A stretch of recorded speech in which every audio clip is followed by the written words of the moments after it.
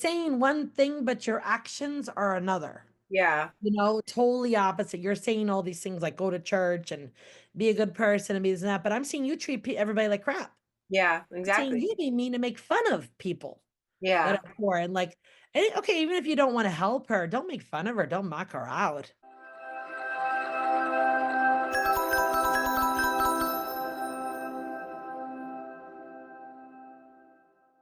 Word on this.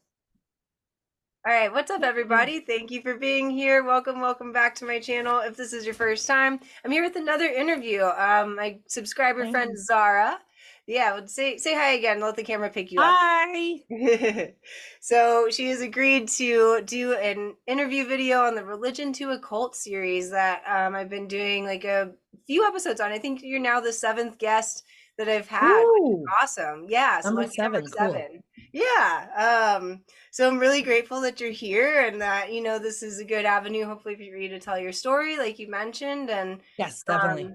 yeah, so we'll just go ahead and jump right into it. And I'll just kind of say, to preface, for anybody that's watching these and curious about, maybe doing an interview on your own, definitely reach out to me. I'm happy to continue these for as long as it's going. And I love hearing people's stories. I love hearing your background, what it's like, what it was like, and what it's like now, and all of that. So it's really great for It me. changes. Yeah, it does. It does change. So we're gonna talk about all of that stuff. So, all right. So Zara, what religion did you grow up in? What was your background on that? I grew up, it was a Protestant denomination. It's kind of like the general term, if you want to say, is like maybe like a fundamentalist Protestant or like an evangelical. It was very specific. It was called Christian and Missionary Alliance. It's basically a denomination of Protestant that was started in either 1881 or 1882 by this guy named A.B. Simpson. They really put like an emphasis on missions and like missionaries.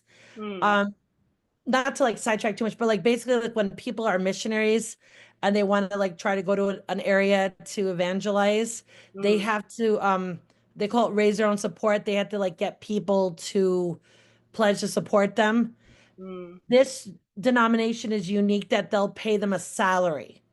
Oh. So it was interesting growing up because these missionaries, like in exchange for getting the salary, they have to every couple of years come home, visit the churches that are supporting them, and then you like. So I what I like about it, I learned about a lot of different countries, a lot of different cultures Hmm. I Hmm. never would have maybe been exposed to. Like I Yeah. learned about Indonesia and like there was like a place called Irian Jaya that like Hmm. missionaries were going to, like just a lot of different places that you never would maybe really hear about. Maybe more so now because we're more global, but back when I was growing up in the 80s and 90s, it was very interesting. A lot of people too would go to Papua New Guinea, the Hmm. Hmm. Philippines. So it was really cool to find out about a lot of cultures. But so it's basically like a very like very heavy on the Bible, Yeah. very like fundamentalist. I think I've always kind of been more attracted when I was religious to like these more general Protestant groups. I did try Catholicism briefly a couple of times. Hmm. Get into that later, but I think I just always kind of gravitated more towards these more general Protestant groups that like there's not really any set on the one hand rules, but so because I think I don't like to have a lot of rules on me and like Yeah. to confined by you must think this, you must think that. It's there was certain basic things, but everybody kind of like you each it always seemed to like with these churches, there was always like a gamut of different people that maybe like some people believed like John Calvin, Hmm. that you had to be saved and like you're predestined to be saved. So and you won't know until you die. That Hmm. is crazy making though, because you're spending your whole life saying, wait a minute, I'm going to church and I'm doing all this, but I might at the end not be saved and go to hell anyways. So Yeah. then what's the point? Right. Yeah. I Yeah. might as well just Really. go have fun. You know what I mean? Yeah. Totally. But So yeah, was no, it so it's was it they were Baptist, or was it what's that? was it Baptist? Did it have a more Oh no, specific no, no. label, or? Baptists are a lot more strict. Okay. Baptists Okay. tend to seem to have like a lot of rules. This was like how would I describe it? Like it was the ones that I went to. Some Protestant fundamentalists can be very strict. Mm, Like you can only listen to Christian music. There's even some that dictate. I just have long hair because I like it. I'm into yeah. like medieval stuff and like cosplay and all that stuff. So I like to Cool. have medieval hair and like Richard III and all that. Yeah. But like some people you can't even cut your hair, some you can't wear makeup. I don't wear makeup because it's just a personal choice. I just Yeah. like my skin and I think natural. I don't know. It feels like something's on me if I'm wearing makeup. I Yeah. can't explain Well, it. something is on you. Yeah. No, So, I know, but I mean, just there's something about the energy. It's like it drives me nuts. It's like, ah, yeah. and I don't like tight clothing. But Uh, so they weren't restrict like that. Like at least okay. my family didn't. But and a lot of the people they maybe were like, they were like like there was an emphasis on like proselytizing. Okay. But and they were a little crazy making because they make you think that you have to every person you meet in your lifetime, that at the end of your life you will have to answer to God why Mm. somebody that knew you didn't come to Jesus. But it's crazy making Mhm. because let's say you meet someone and they just say, I'm not really into that. I'd like to be your friend, but I don't want you to proselytize me and I'd really like to respect that. You like feel like you can't do that. You feel like because they're like, no, you're gonna have to answer to God because that person didn't become a saved because of you. So then it creates this toxic, very pushy, they don't back off. They're very, very pushy. And Yeah. then I think I really definitely feel like it made me like lose friends when I was younger. I'm not Mm. like this now, obviously, but like Yeah. I would think back when I was younger, you just you're too pushy. So like you don't really make friends.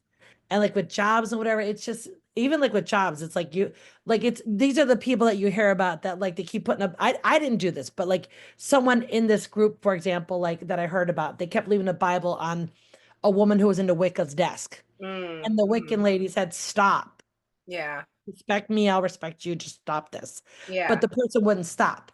Mm. So they're very heavy like on like proselytizing. You don't have to go to door, but they would love to go stand on the street corners and pass out pamphlets. That was another crazy thing they do. Yeah. And it was like, oh my God, I don't know. This story must be coming to mind for a reason. Oh my God, because Yeah. it's crazy. Yeah. So Tell okay. I have a lot it. of interesting stories. Cool. So that's why I'm like, I need to share this because I feel like I've got interesting experiences. Yeah. So people, when we were all 16, 17, we grew Mm. up in this one church that had like a lot of problems. So Okay. that pastor had been kicked out. Mm. And it was like in an in-between time. I wasn't old enough yet to go to this other church I ended up going to, where I actually met my boyfriend.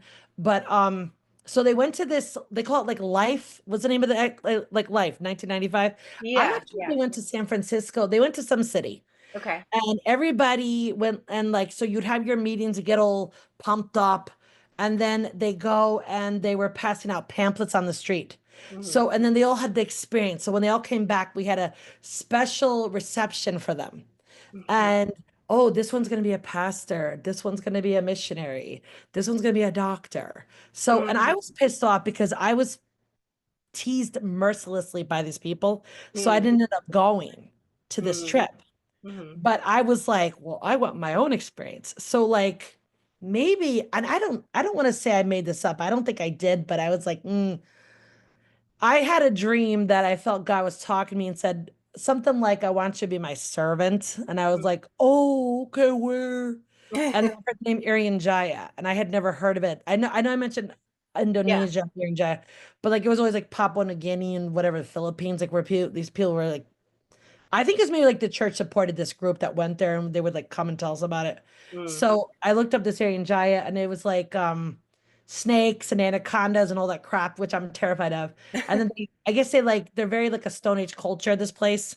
And Mm. they like grow sweet potatoes and all that. And it was like I was like, I don't know about this missionary thing. Because I actually looked into a college in Georgia to go. And Okay. it's a good thing we went to visit because I went to visit it. People were raving about this college. I got there and it just felt like no. Mm. It just felt like no, this is not the right thing for me. Yeah. So I didn't end up going, which I'm glad I didn't. Mhm. But it just was kind of funny that like so they had their little experience. So I reported my experience and I got my own little cake reception. But it was like Nice. stupid. You know what I mean? It's like I feel like you can't be yourself in these religions. You like have to take on your well, at least I felt like I had to take on a persona that I Mm. just couldn't be me. You're never accepted for yourself. You're Yeah. always, and I think like a lot of people I think felt like this. A lot of people that have left it, like I don't have like a string of people, but just from people over the years, Yeah. it always seemed like they felt like they were never arriving. Like you're always Mm. criticized, you're Mhm. never good enough. And it's like jump through these hoops. And Mhm. you jump through the hoops and then there's another set of hoops. Yeah. And I think that that was in the church and I think that trickled into my family unfortunately. Yeah. I'm It sure. definitely was like Yeah. that dynamic. Yeah. So did your family practice? Your family was all involved in the same religion too? My Yeah. dad was a pastor. Uh-oh. Of this church. Well, not a, well, he was like the unofficial assistant pastor. Okay. And then Yeah. later on he went on to become a pastor. He Okay. like because he retired at 55. I guess I grew up in New York State. I mean, I don't Okay. that's fine. I don't mind saying that. I grew up in New Yeah. York State. And around that time the my dad would work for the state and they were doing this like buyout thing where they give you like a pension. Mhm. So he was able to retire and still have a pension, I guess. Mhm. But then he was with this group of men that were they all wanted to be pastors, but they didn't want to necessarily go to seminary because I think seminary is like 3 years to be a pastor. I think And so. they had all served in the church. I guess it was him and this group of men had all served in the church. So he because he had served in the church, he went and I guess that time was like towards and then they took like courses and did a test and he became a pastor. But he was like in the church, he was perceived as this very pillar of the community type, but at home, total opposite. Very physically Really. abusive, Mm. violent. He could really like I don't know how to say. I'm like I've never he's never I don't know if I would say he's like a sociopath or a psychopath. I don't know, but Mhm. definitely like when we were little kids, because I have a sister and then my Okay. mom, he would used to like hit all of us. Mm. And but he would always do it like he would do it like so there were no marks. Yeah. Yeah. No And nobody evidence. believed us. I did try to say something a couple of times to people, Hmm. but nobody believed me, Hmm. unfortunately. Did you And try to say something? Did you mention it to people in the church or outside of the church? both, Both. both, Yeah. both, Yeah. both, and nobody believed me. Hmm. And then the worst thing was too, my mom died in 2003, right? Hmm. And so he was involved with his woman before Hmm. Okay. Yeah. he so apparently they both liked some book series Okay. that actually takes place in North Carolina. Hmm. They met on this website. Uh-huh. And I remember like before, because my mom died 2003, and like maybe in the late 90s, he was Hmm. already into like this stuff. Hmm. And I remember coming downstairs one time and he was on the phone. He was acting so animated the way he never acts. Hmm. And I was like, who are you on the phone with? You're never like this with anybody. Yeah. The way you would act with like a romantic partner or a lover. I was like, what's going on? I Right. said, who are you on the phone with? And he like got he acted guilty and started yelling at me. So I Uh-huh. knew he was doing something he shouldn't have been doing. And after Hmm. my mom died, he told me, Hmm. he goes, oh, I met her on that bulletin board series. I said, do not tell anybody that. You want to still be a pastor? Do not Hmm. tell people that. I said, I don't care. I said, I know they both had problems in the marriage. They both had things wrong with them. I Sure. think they both kind of did things that got on each other's nerves and whatnot. But so I understand it. I'm not excusing cheating. Don't misunderstand Yeah. that. Yeah. I'm not saying I condone cheating, but having experienced my mother and how she was, Hmm. and he did try at times to try to make amends and repair the marriage, and Yeah. she would just Hmm. nasty, very nasty response, very Hmm. nasty. Yeah. So I can understand why I think eventually got fed up and moved on. Yeah. So I understand that. I don't have a problem with that even. It was Hmm. just after my mom died, I basically got used as the maid Hmm. while my mom was alive. And it was while she was alive, it was, oh, God's gonna bless you. God's gonna bless you. And maybe he did in a way, because Yeah. my boyfriend and all these years, I really should have been homeless or under a bridge, Hmm. living under a bridge, because I Hmm. haven't been able to in my own way, like been able to step up till now, like in like work and do whatever. So Yeah. really, I could have been like homeless or in a group home. So maybe I Hmm. did get blessed in that way, but it's just that it was like while mom's alive, you're a maid, and then once mom's dead, it's oh, you've used me long enough. Go away. I want to go marry my girlfriend. Hmm. It was Yeah. like, no, I'm your child. Right. Yeah. And also the girlfriend was interfering in Mm. Mm. she was like there was like I had a chiropractor he paid for because I have a back problem from him Okay. abusing me actually. A little bit with Mm. some injuries. I did gymnastics. I got injured doing the bridge. So Yeah. my back like snapped and it was horrible Ooh. pain. And then Mm. I grew wrong for like, I guess 6 or 8 years, like age Oh my 10 to God. 16. Yeah. Yeah, by the time I got taken to a doctor, I was like, my bones are twisted in my lower back. Oof. It was like, Yeah. ooh, yeah, it was very painful. But Ouch. it's not as painful now, actually. That's one of the That's blessings good. of the occult. I really feel like I've found like some physical healing. And like Yeah. we'll I get into bet. that more later, but definitely there's been like a lot of, I feel like, healing for me with the occult.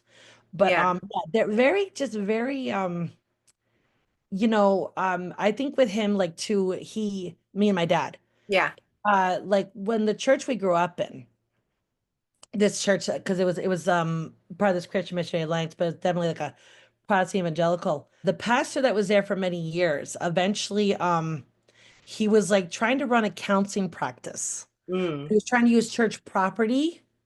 And when you're a pastor, part of your function is you're supposed to counsel Mm-hmm. the people of the Members? community, but Yeah. you're not supposed to be charging for it. And Mm. not counseling rates. Like counselors, they charge 100, $150. He was Yeah. charging people that. And like these are like poor people. We were not poor, poor, poor, but we were not this was like a more lower middle class church. It wasn't like Sure. rich people. And Mm-hmm. he really didn't have any business charging like that. And he actually got in Yeah. trouble for it. And Mm. wanted him to Good. leave. And my dad went and was like defending him. Mm. And there was like this one guy that was kind of leading the charge, if you want to say, against him. But I can understand why they were. He shouldn't have been doing that. He should not have Right. been using church property. He was Yeah. like misappropriating church property. Mm. And there was other things he did too. Nothing like not like he didn't molest anybody. He didn't like beat anybody. He didn't like sexually abuse anybody. It wasn't like that. But he Mm. was just like a very arrogant jerk. Yeah. And they wanted him to leave. Mm-hmm. They wanted him to retire, and he wouldn't. They wanted him to just quit, and they would give him like a benefit package. He wouldn't do it. So Mm. I guess they had to get all the evidence, and that took time. So there was like a very drama-filled time. Yeah. And because he was a counselor years later on, I Mm-hmm. stupidly went to him for like way too long, like 14, Mm. 15 years. And I always felt like, and I didn't even think about it at the time, but I guess just like when you like look back, Yeah. I Hindsight. think I felt like, well, my dad was loyal to you. Mm-hmm. Now I mean, I did pay for my sessions, but I kept going to him because I felt like he owed me for my Mm. family being loyal to him when everybody else was against him. We were like one of the only people still supporting him. Mm. And then he goes and he didn't really end up helping me actually. He gave me the wrong diagnosis. Mm. There was like a certain treatment that could have helped me. He kept me from it for many years. And Hmm. then when it got to a point of I needed to go on disability, he wouldn't give me like any medical records to prove Hmm. that I had a problem. And that was really bad because like Yeah. I couldn't get a job. And it was like, okay, if I can't get a job, I can at least go on disability. But you have to prove you have a condition. And definitely seeing somebody for 15 years, you should have medical records. Yeah. Of There's a course. history there. There's a Yeah. definite history. Yeah. And he wouldn't do that. So I ended up complaining about him to the state. Mm. Because too, he was like really weird. Like I think I asked him, I was like, well, what diagnosis do you have? And he's like, or what do you think I have? And he wouldn't even answer a straight answer. But I guess he thought I had PTSD from my dad abusing me. I Mm. think I did have that, but I also had another issue that it's kind of debatable if I really had the other issue. But the point is, he would just say weird things like, imagine a disco ball. Oh, I'm in the North Pole sometimes and sometimes in the South Pole. Turns out he had bipolar. Got Mm. locked up because the last session we had, he Mm. was telling me I was a fat pig. Oh my God. That is And that anybody that would want to be intimate with me was a pig too. that's inappropriate for Of course. anybody to say, Of regardless of course, of course. But especially a especially your counselor. therapist. Yeah, especially your therapist. So And I remember, he wasn't like a certified therapist, right? He was no, just no, he was. He oh, he had like the was. MSW and all that. And it Okay, ended okay. today. But still, like that doesn't excuse any of Oh, it. no, no, not all. That's Yeah. completely inappropriate to say to somebody. Yeah. Yeah. Like, especially your client, you know what I mean? Yeah. That's like, I mean, yeah, like that's not even appropriate. It's like, No. I mean, yeah. maybe just say, I'm concerned about your health. Maybe you should, you know, Right. Yeah. There's because I other had ways to diabetes or deliver whatever. that message. Yeah, that's just insulting. I mean, No, no, it's he just was inappropriate. really Yeah. weird. He Yeah. would say weird things like I was dating a guy one time when I was younger, Hmm. and the guy was like, I want space. So he told me to say to the guy, oh, okay, why don't you go to NASA Space Center? Like weird stuff. And he would give like one-time things to say. No, because I remember I had some friends and they were like, stop going to this guy. But if for Yeah. some reason no, I think it was because I felt that he owed me. Yeah. I Right. felt he owed me. And also he would screw with my mind Mm-hmm. because he was a very good manipulator. But by the Mm. way, it turned out he was doing this to 5 or 6 other people. I found out from the state. Mm. That's why I Mm. was mentioning that to you, that the basically he was like doing this to other people too, like not giving them the right diagnosis, not giving them the right treatment. And if Yeah. you can help them not cutting them loose, he just kept you and would manipulate you mentally Yeah. so that you were like dependent on him Mm. and you like so and he wouldn't like give you medical records where because I guess there was 6 other people at least that complained about him. Right. The way that he stopped therapy, I was going to go tell him off for Mm-hmm. telling me a pig. I said, I'm going to go tell him in person. I'm going to tell him off, and then I'm going to tell him that's the end of the therapy relationship. So I Mm-hmm. remember charging up the walkway to the office. I Uh-huh. get there, the door's closed. There's a sign Uh-huh. that he had a family emergency. Uh-oh. And then we'd be called later in the week. Uh-huh. Well, I think like 4 or 5 weeks go by at that point, and I was like, what should I do? I was Mm. like, should I move on to another therapist or wait for this guy? And I ended up deciding to try the therapist. Yeah. And that was like one of the best things I ever did. But it was like I was gonna tell him off. I Yeah. didn't get the pleasure of it. But you know what was weird too? Like you talk about all this premonition, occult stuff. Yeah. Always something. I always had like an awareness of like other things and like definitely I think like ghosts, angels, fairies, and all that stuff. Mm. And I remember one time having a premonition about him because I felt close to him. And I remember like one day, like we had a good session, and I had this thought afterwards of like, I Premonition. just had a feeling. Yeah. I don't know where it came from. It was just a feeling of one day he's just gonna stop talking to you. Mm. And I remember tears came to my eyes. Mm. Mm-hmm. And I was like sad at that, but at the same time, I was glad. Like, not meaning at that time, but like when it happened, it was very painful Yeah. because he really should have just ended the relationship professionally, but Yeah. he didn't. He just stopped going to therapy. And Mm. I didn't even know if he was coming back. And I think I was trying to, we had his number because we knew him because my Mm. dad was friends with American too. Right. Called him, never called back, nothing. And then maybe after like 6 weeks of like trying to contact him, Mm-hmm. some secretary wrote back and said, "Didn't you get the letter?" I said, "No, I didn't." I said, "What are you talking about?" Mm. And they were like, "Well, he's not coming back. He has a problem apparently. He's not coming back." Yeah. I was like, "Oh, okay. Well, it would have been nice if you just told me that 5 weeks ago." You know what I Right. mean? Yeah. And so just to clarify, he was a pastor of the church or a member of the church? A No, pastor? he was the pastor. The pastor? So that was, The it must pastor. have been very, like the therapy side and the religious side is very enmeshed, Yeah, very yeah. entangled. Yeah. Well, but you know what? I didn't want him to talk about the Bible too much. I mean, no, he did respect it. I do have to say that. He did respect that. Okay. He That's didn't try to good. push religion. I Yeah. was kind of still into it at that point, Mm. but he didn't like try to force it. Okay. He didn't try to Yeah. force it. And I think I even asked him that once. I said, "Why don't you try to talk to me more about it?" Because I Yeah. remember I think I told him, I said, "I'm not interested." Hmm. I said, "I'm not interested. Don't push it on me." He's like, Yeah. "Okay." And I said, "Well, why don't you?" He said, "Because I know it won't be effective. Yeah. Well, at I'm least you, forcing you. yeah. And Hmm. and also it won't really make the therapy that we're doing beneficial." So I was like, Yeah. "Okay." So I mean, it was good he respected that, but like one time I felt like he wasn't helping me, and I've been going to him for a few years, and I just tried to say, you know what? I don't think this is working out. I think maybe I should move on to another therapist. I don't think that this is working out. Hmm.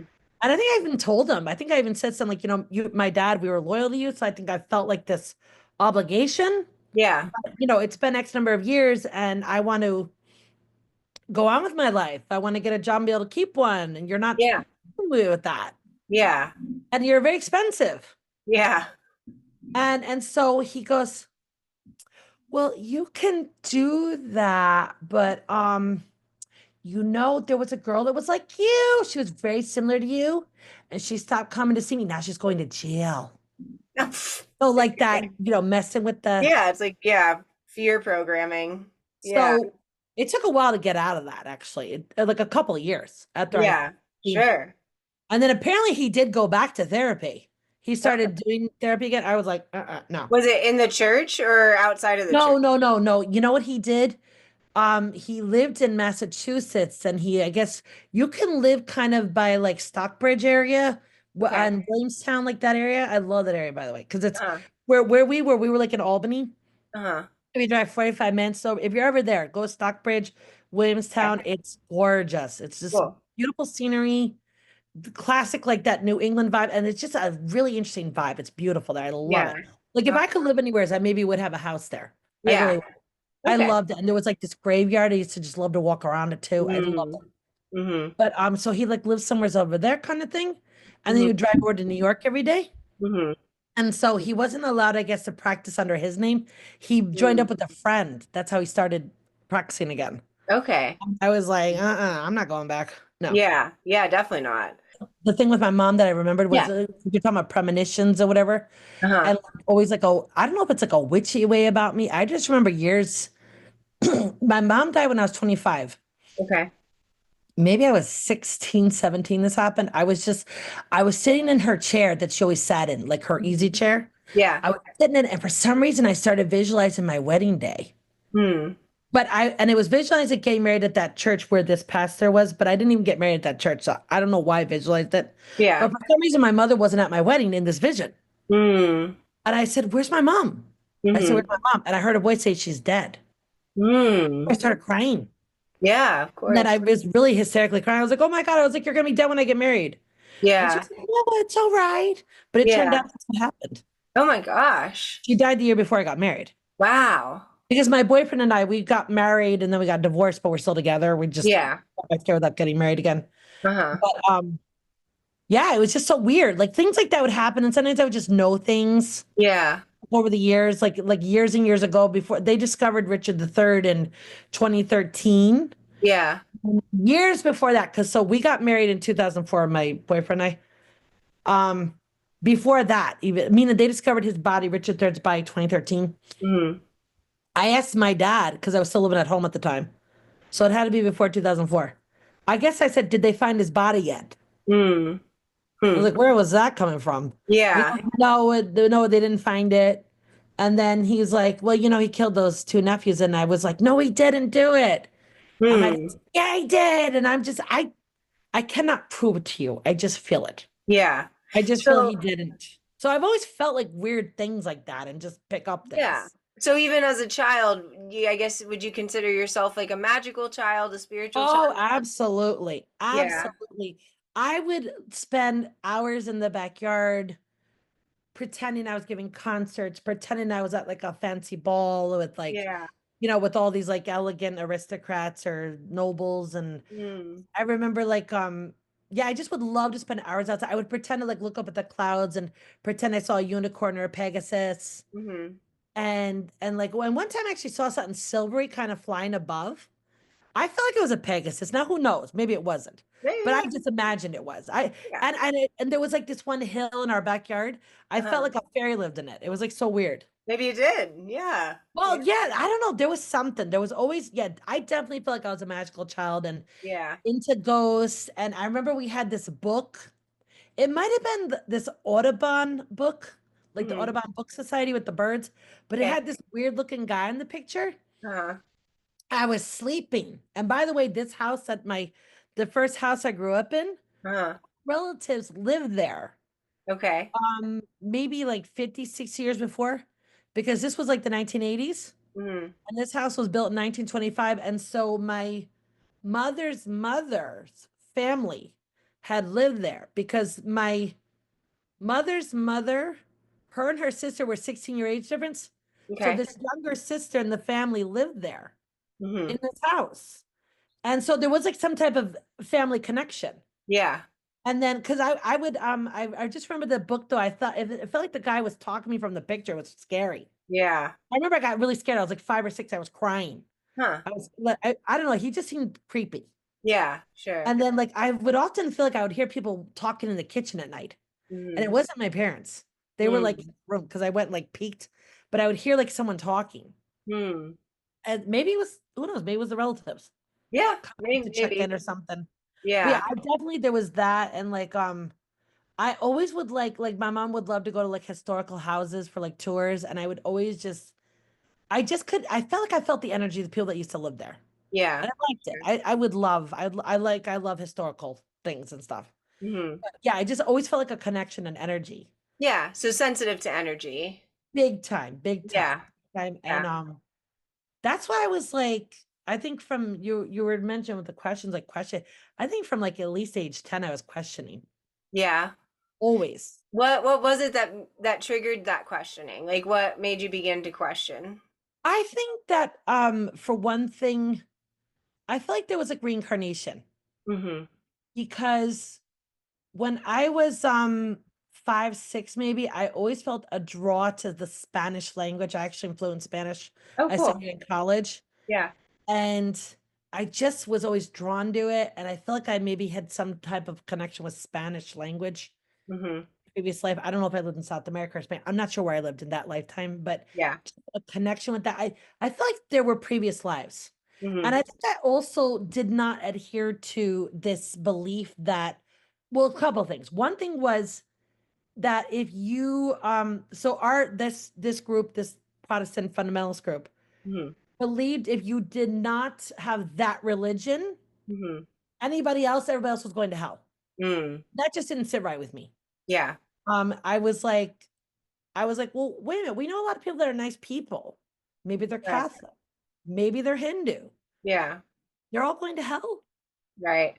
Like so I think that, and then that was like on the positive side. On the negative fear-based side, um they would always tell you you had to be saved, like kind of like with your Baptist interview with the guy was talking about, like with it's like say this prayer and you're saved, everything's okay. Yeah. It was Yeah. like, first of all, I didn't think that if you just say a prayer, then that's it, you're fine. Right. It's like, oh, okay, so I can just do whatever I want, and just be a jerk and go murder people, and then I just say, I'm sorry. Yeah. No, yes, Yeah. no. Yeah. Number one. And so but also I got caught up in that fear because they would make you think you could either lose your salvation. So I would be Mm. like every time they did an altar call, am I saved? I remember I used to get upset and cry. I was Mm. because I was like, am I saved? Am I gonna go to heaven? And I was like, and I was inconsolable. It was terrible. They Yeah. really know how to screw with kids' heads. Yeah. And they Definitely. manipulate with music in those churches too. Mm. They Hmm. manipulate with music and then like with missions, How with so? giving Go. to the How do they missions. manipulate with music? Really? Oh, with like playing like very emotional music. Oh, okay. There's like Mm. this one song called "People Need the Lord," Hmm.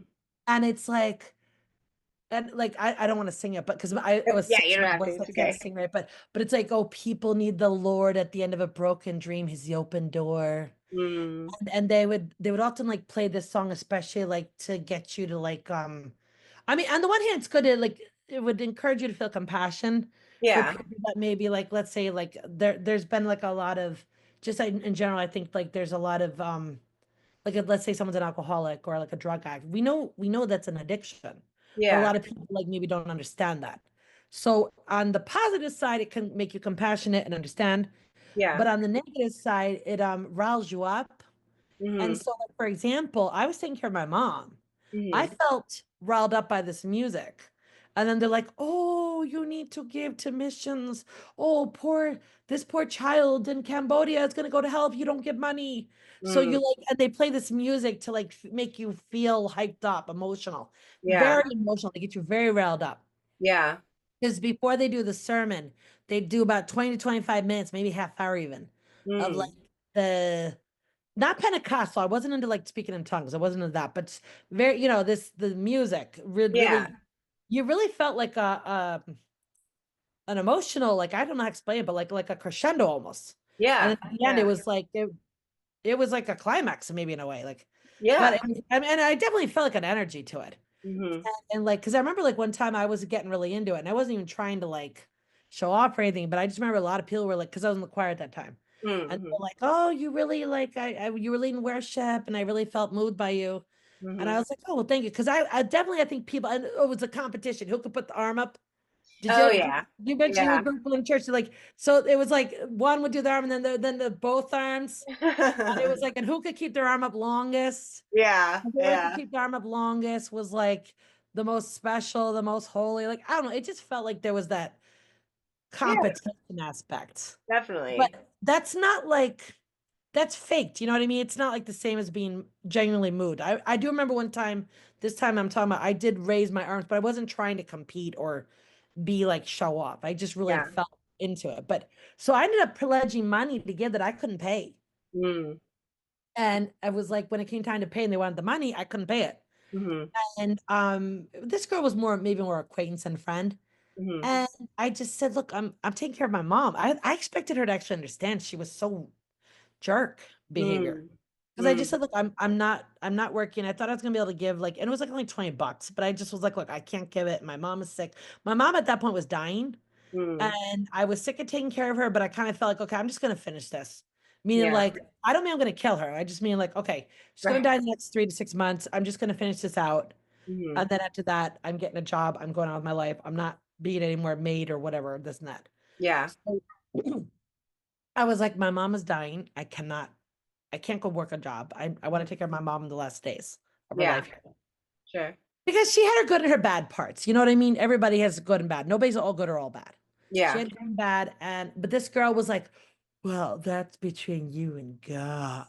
The way she said it though, it wasn't like an understanding. It was like a very judgmental. Yeah. I was like, I felt manipulated, quite frankly, by the way the music and just also they would have this speaker and Mm-hmm. they're very influential. Mm-hmm. And they'd be like, give, you must Mm. give. Think of all these people that if you don't give, you're Yeah. gonna get help. But if you had given money, you're gonna have to answer to God for that. If you had given $20, you don't need to go get that coffee. You can give that money. You give.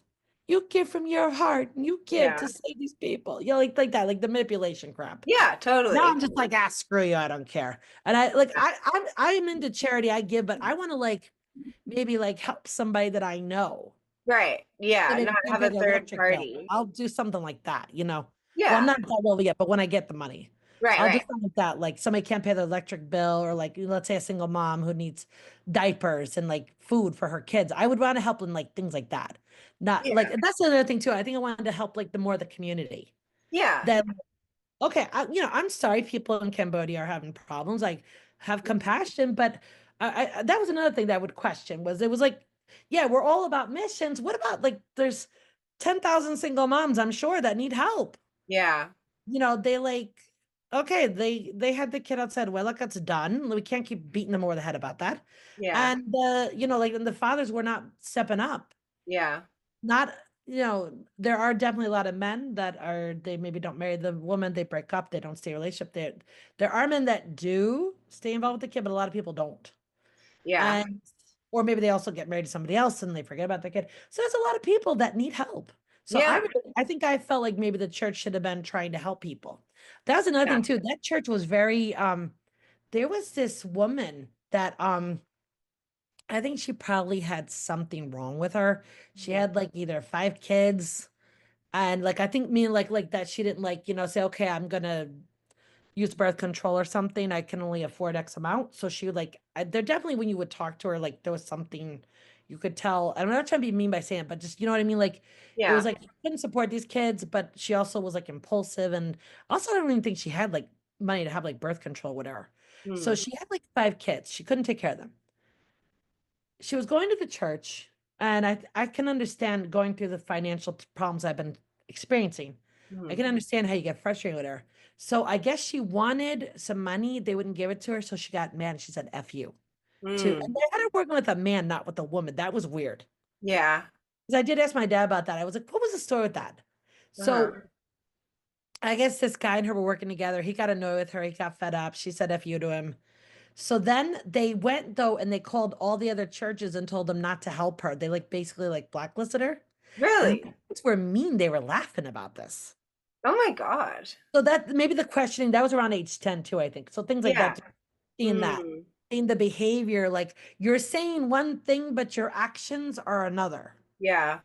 Totally opposite. You're saying all these things like go to church and be a good person and be this and that, but I'm seeing you treat everybody like crap. Yeah. I'm seeing Exactly. you be mean to make fun of people. Yeah. that are poor and like, okay, even if you don't want to help her, don't make fun of her, don't mock her out.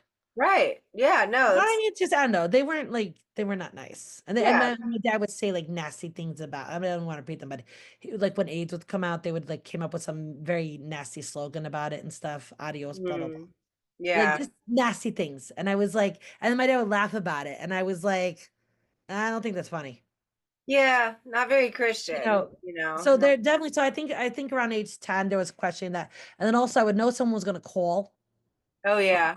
come over. Uh-huh. That scared him apparently. Really?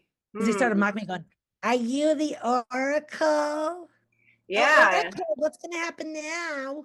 So it Yeah. was kind of like teased me. He and my sister, like I think, were afraid.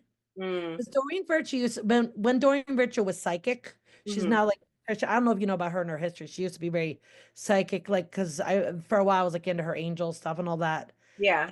The angel therapy practitioner course. I'm one of Mm. those. But Okay. not in a bad way, but just like I became an angel therapy practitioner. Yeah. She, she would talk about that when we were children, that our families were scared of our abilities. Hmm. I definitely think that. I think my father and my sister were scared.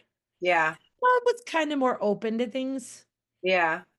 but my father and sister were definitely scared. And they were like, "Oh, don't say that. Don't say that. What do you mean? Don't say that. How do you know that? Stop saying that." Ugh, Yeah. like they were crazy, like Yeah. afraid.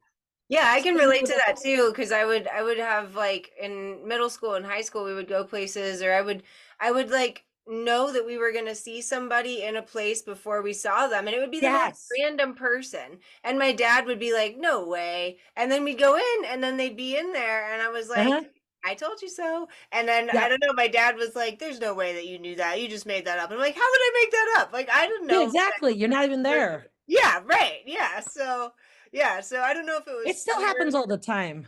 Yeah. It still happens all the time, but Yeah. and now I'm used to it. Now I'm just like, okay. Like we moved into this house. There's something here. I don't know who it is. Hmm. I don't know who it is. I There's somebody here. This is a new house though. Yeah. Okay. But That's interesting. there's someone here and I don't know who it is, but they kind of don't bother me. Yeah. But Hmm. I'm kind of like, okay, don't mess with me. You can stay, but if you start getting acting up, you're gonna go. Yeah. Set some boundaries. Yeah. Oh yeah, yeah. No, but it was weird. One night, we moved here June of 2024 to Okay. this house because Uh-huh. we had it built for like 7 months, so we had to wait for it and everything. But I'm glad we Yeah. did. Hmm. But there was like maybe like August, September, maybe. So yeah, this past I like was either gonna go up the stairs, but I just felt somebody was there. Hmm. And I like went and looked, and I felt like I saw a man looking down from the top of the stairs at me. Hmm. I had no idea who it was. Yeah. It was like, okay, who are you? Have you ever tried to tune into the energy and ask them, or have you just kind of left it Yeah, they just alone? don't say anything. Yeah. It Yeah. almost seems like they were here before. Hmm. Maybe Maybe they were maybe they on the feel like this is their land. land. Yeah. Yeah, this area where we are was like a farm. Okay. So maybe it's not they're not Native American, they're like a white person. It's like a white Okay. guy. Yeah. But and there's also I think a woman. Okay. There's like a woman, there's like a man. I don't know. And then there's something too like and I've my boyfriend, both his parents are deceased. I feel like I've sensed them at different Mm-hmm. times. And Yeah. also when we moved in, Hmm. the day we were moving in unpacking, a dragonfly flew in. Mm, I love And they dragonflies. say that's a sign. Yeah. I feel like it was somebody checking in on us. Yeah, I believe that dragonflies are connected to the spirit world. Oh, absolutely. And fairies and whatnot. I love dragonflies. I have a tattoo No, of me too. I love them. I love butterflies. I love fairies. I love all that stuff. yeah. I don't know, like, because that's why, like, during Virtue, like, they used to talk about fairies, but then she kind of like stopped, like, she was starting to get into fairies, but Mm, then she decided to get into like being more born again. She married like a born again Christian for some reason. yeah.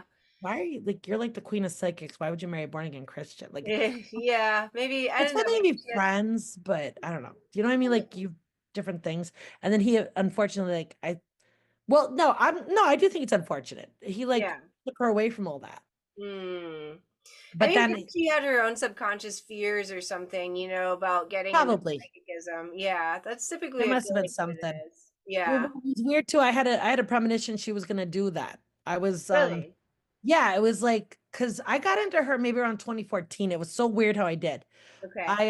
I was into like angels and I would love to listen to angel meditations on like audible.com. There was like all these different people. And Hmm. there was like this one British lady that had this like it was just a very peaceful you didn't even have to really be religious to listen to it. It was just a very peaceful meditation. Yeah. And so I think I was like, I want more angel meditations. And for some reason, I felt the urge to, and I also was thinking about romance for whatever reason. So I put in romance angels, and Doreen Virtue had a romance angels meditation. That's Mm. actually how I found her. So I Okay. started listening to that, Hmm. and I felt like a connection. Like, I don't know if you ever listened to any of her meditations. Probably, but not any off the top of my head that are coming to Okay, mind. well, in Romance Angels, she talks about they're like the size of a toddler. And I Okay. literally felt like I saw them when doing the meditation. Yeah, probably And did. then she had this other meditation too that like was I'm not sure it was called angel medicine. I think it was called that. See, unfortunately though, because she became Christian, she took all that stuff off Audible. Mm. And even if you had Yeah. purchased it, they took it off, which Mm. is not right because it's but when Audible's supposed to be if you buy an audiobook, you own it for life. Right. But Yeah. then they took all them off. And I was like, "Ugh." But Mm. this angel medicine one, I just felt so much healing from it. Mm. I Mm. for some reason when I would play it, I just don't know why. Maybe Yeah. like the different angels and Raphael and there was I forget Zadkiel and this one Zachariel whatever there was all these different ones because Yeah. she calls on like the seven different ones and goes into the chakras and everything. Yeah. And I just really felt healed from that like Mm. over time. I really felt like it helped me to release a lot of hurt that had been there for many many years. Mm. And I think it's not too his past life too. I think there I think I'm still hanging on to some past life stuff. I'm trying to let it go, Yeah. but well, you know some of the stuff like just with Henry VIII and being Yeah. married, chopping your head out. That is kind of hard to forgive. Yeah. But Yeah, definitely. basically, so I was sitting there with one of her decks one day, Hmm. and I think I said something like I was just kind of talking to the angel in my head or whoever it was. I don't even know who I was talking to. It was one of her entities. Yeah. And I think I just said, I want to be like her. I want to be the next Doreen Virtue. I think I said something like that. I said, I want to maybe do something spiritual and like do this, but I don't know how to get into this. Help me get into this. Hmm. And then I think they said, well, she's going to leave this stuff. And I was like, no. Mm. I was like, she's gonna leave all this? No. I was like, no way. I was like, she's so Mhm. successful and she's gonna walk away from it. They're like, yeah, in the next year or two. And I was like, no. And then sure enough, Wow.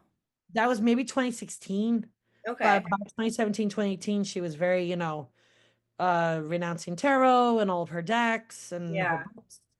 And then like, but at that point, and I remember too, I wanted to do the angel therapy practitioner course she had. Hmm. Because I was gonna try to maybe do a business doing that. Hmm. And I've had a sense of a hurry. I guess time is of the essence. It was Hmm. like, you need to do this soon. I was like, well, what's the rush? Because Yeah. I don't have the money yet. It's expensive. I need to get the money. I'll do it in a couple of years Sure. when I have the money and things are better. I don't want to get into debt or whatever. Blah. I couldn't even get debt. I was so poor I couldn't even get credit and stuff. It was bad. Mm-hmm. And they're like, no, no, no, do it, do it. And it's a good thing I did Hmm. because I learned a lot of the stuff, but it was kind of like it was all just a rehash of everything she already talked about. I just paid attention. I had a lot too much time on my hands. Yeah. I would spend like a lot of time learning about angels and all that. And but yeah, it was I definitely feel like I was a magical child and I still feel Yeah. like I'm into that stuff now. And sometimes too, you know what'll happen? Damon Brand has talked about this in one of his books. Hmm. It's either an interview or a book that sometimes he'll go somewhere and it just feels like there's a magical energy. Yeah. Times he'll go Definitely. back to the same place and that's not there. I don't know if it's Mm. like a spirit or something there, but I Mm. have had that happen. Yeah. I've been places and you'll just feel an energy. Yeah. And it's almost like a shimmer.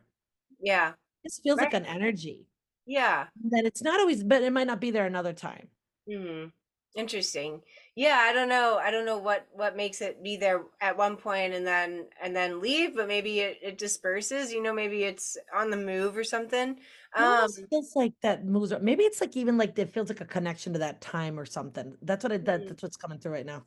yeah. That's one of the reasons I liked where I grew up because where I grew up was in the capital district of Albany in New York. Okay. And there was a lot of history there, especially like Native Americans. Yeah. And I really felt like that because for a few like 2009 to Mhm. about 2017, Mhm. I was living in a couple of different parts of this area called Schenectady, heavy Native American presence there. And in fact, Okay. when the white settlers were coming in, there was like some massacre. I guess like they were sort of things were peaceful for a while, but then they was a lot of fighting between Native Americans and the white people. Hmm. And there was like this massacre. I guess the Indians got very upset and Native American they attacked the people. And like they had a sign on that spot. And like when I would go by it, I would you could feel the energy. Yeah. You Yeah. still feel it. I was like, oh wow, this is how heavy energy. Mm. Yeah. I don't know. I love old houses. I just love. I don't know. Yeah. And I'm like a weirdo. I don't know if I am a medium. And I think maybe more like there's always been like there was like always like you talk about with religion and stuff. There was always this like fear of because some people would say, no, that's not the deceased person. That's Hmm. somebody tricking you. That's what they would tell you. Yeah. Oh, be careful. That's somebody, that's a false spirit making you think that's your mom or that's not this one. That's not that one. And I was like, I don't think so. I Mhm. don't think so. Maybe sometimes, but I don't think all the time. Yeah, I probably don't not. know. I've got like a good BS meter, but Yeah. like I would also like when I was exploring the Catholic Church, I would just go to the church and sit there after a funeral. Mm. I felt like I was sitting with the deceased person's spirit. Probably. Yeah, they're probably And it was going so there to be at the weird funeral. because Yeah. I would go into church and I would feel them. So, they just seemed like they needed Yeah. help, like just to Yeah. sit with them. That's all they Yeah. needed. So Mm. just go sit with them. Hmm. Like, it's okay. You don't Yeah. need to be afraid. Yeah. It's okay. I don't know, it's so weird though. No, I remember I was telling this dude that I met like briefly years ago, and he was a Wiccan high priest supposedly. Okay. And I Wow. said, I think I just said, so don't you ever feel things or whatever? And he's like, I said, I go in the church and I'll feel the deceased person and they just had their funeral and they're sitting there. Hmm. It's like, no, if I felt that, I'd run out of there. I was like, you're a high priest. Yeah. You're running away from a dead person? Come on, you know they're Yeah. gonna hurt you. Huh. They just, That's I don't know. bizarre. They just sometimes just need Yeah. something. I don't know how to explain it. You just sense it. And Yeah. sometimes I just ignore it. Like if I just don't want to deal with them, I know they're there, but I just ignore them. Yeah. Exactly. Yeah. Because it's like, What at what oh, age did you begin to get into the occult? Like how whether it was like Doreen Virtue or angels or whatever else it was, like um, when did that begin? like not till I was about 30. Okay. No, well, yeah, really seriously, I think about age 30. Okay. Growing up, I lived home until I was 25, unfortunately. That's okay. And like my parents would not have tolerated books or Yeah. anything of the occult. I would have been kicked out. Yeah. So I always had like an interest, but I couldn't pursue it.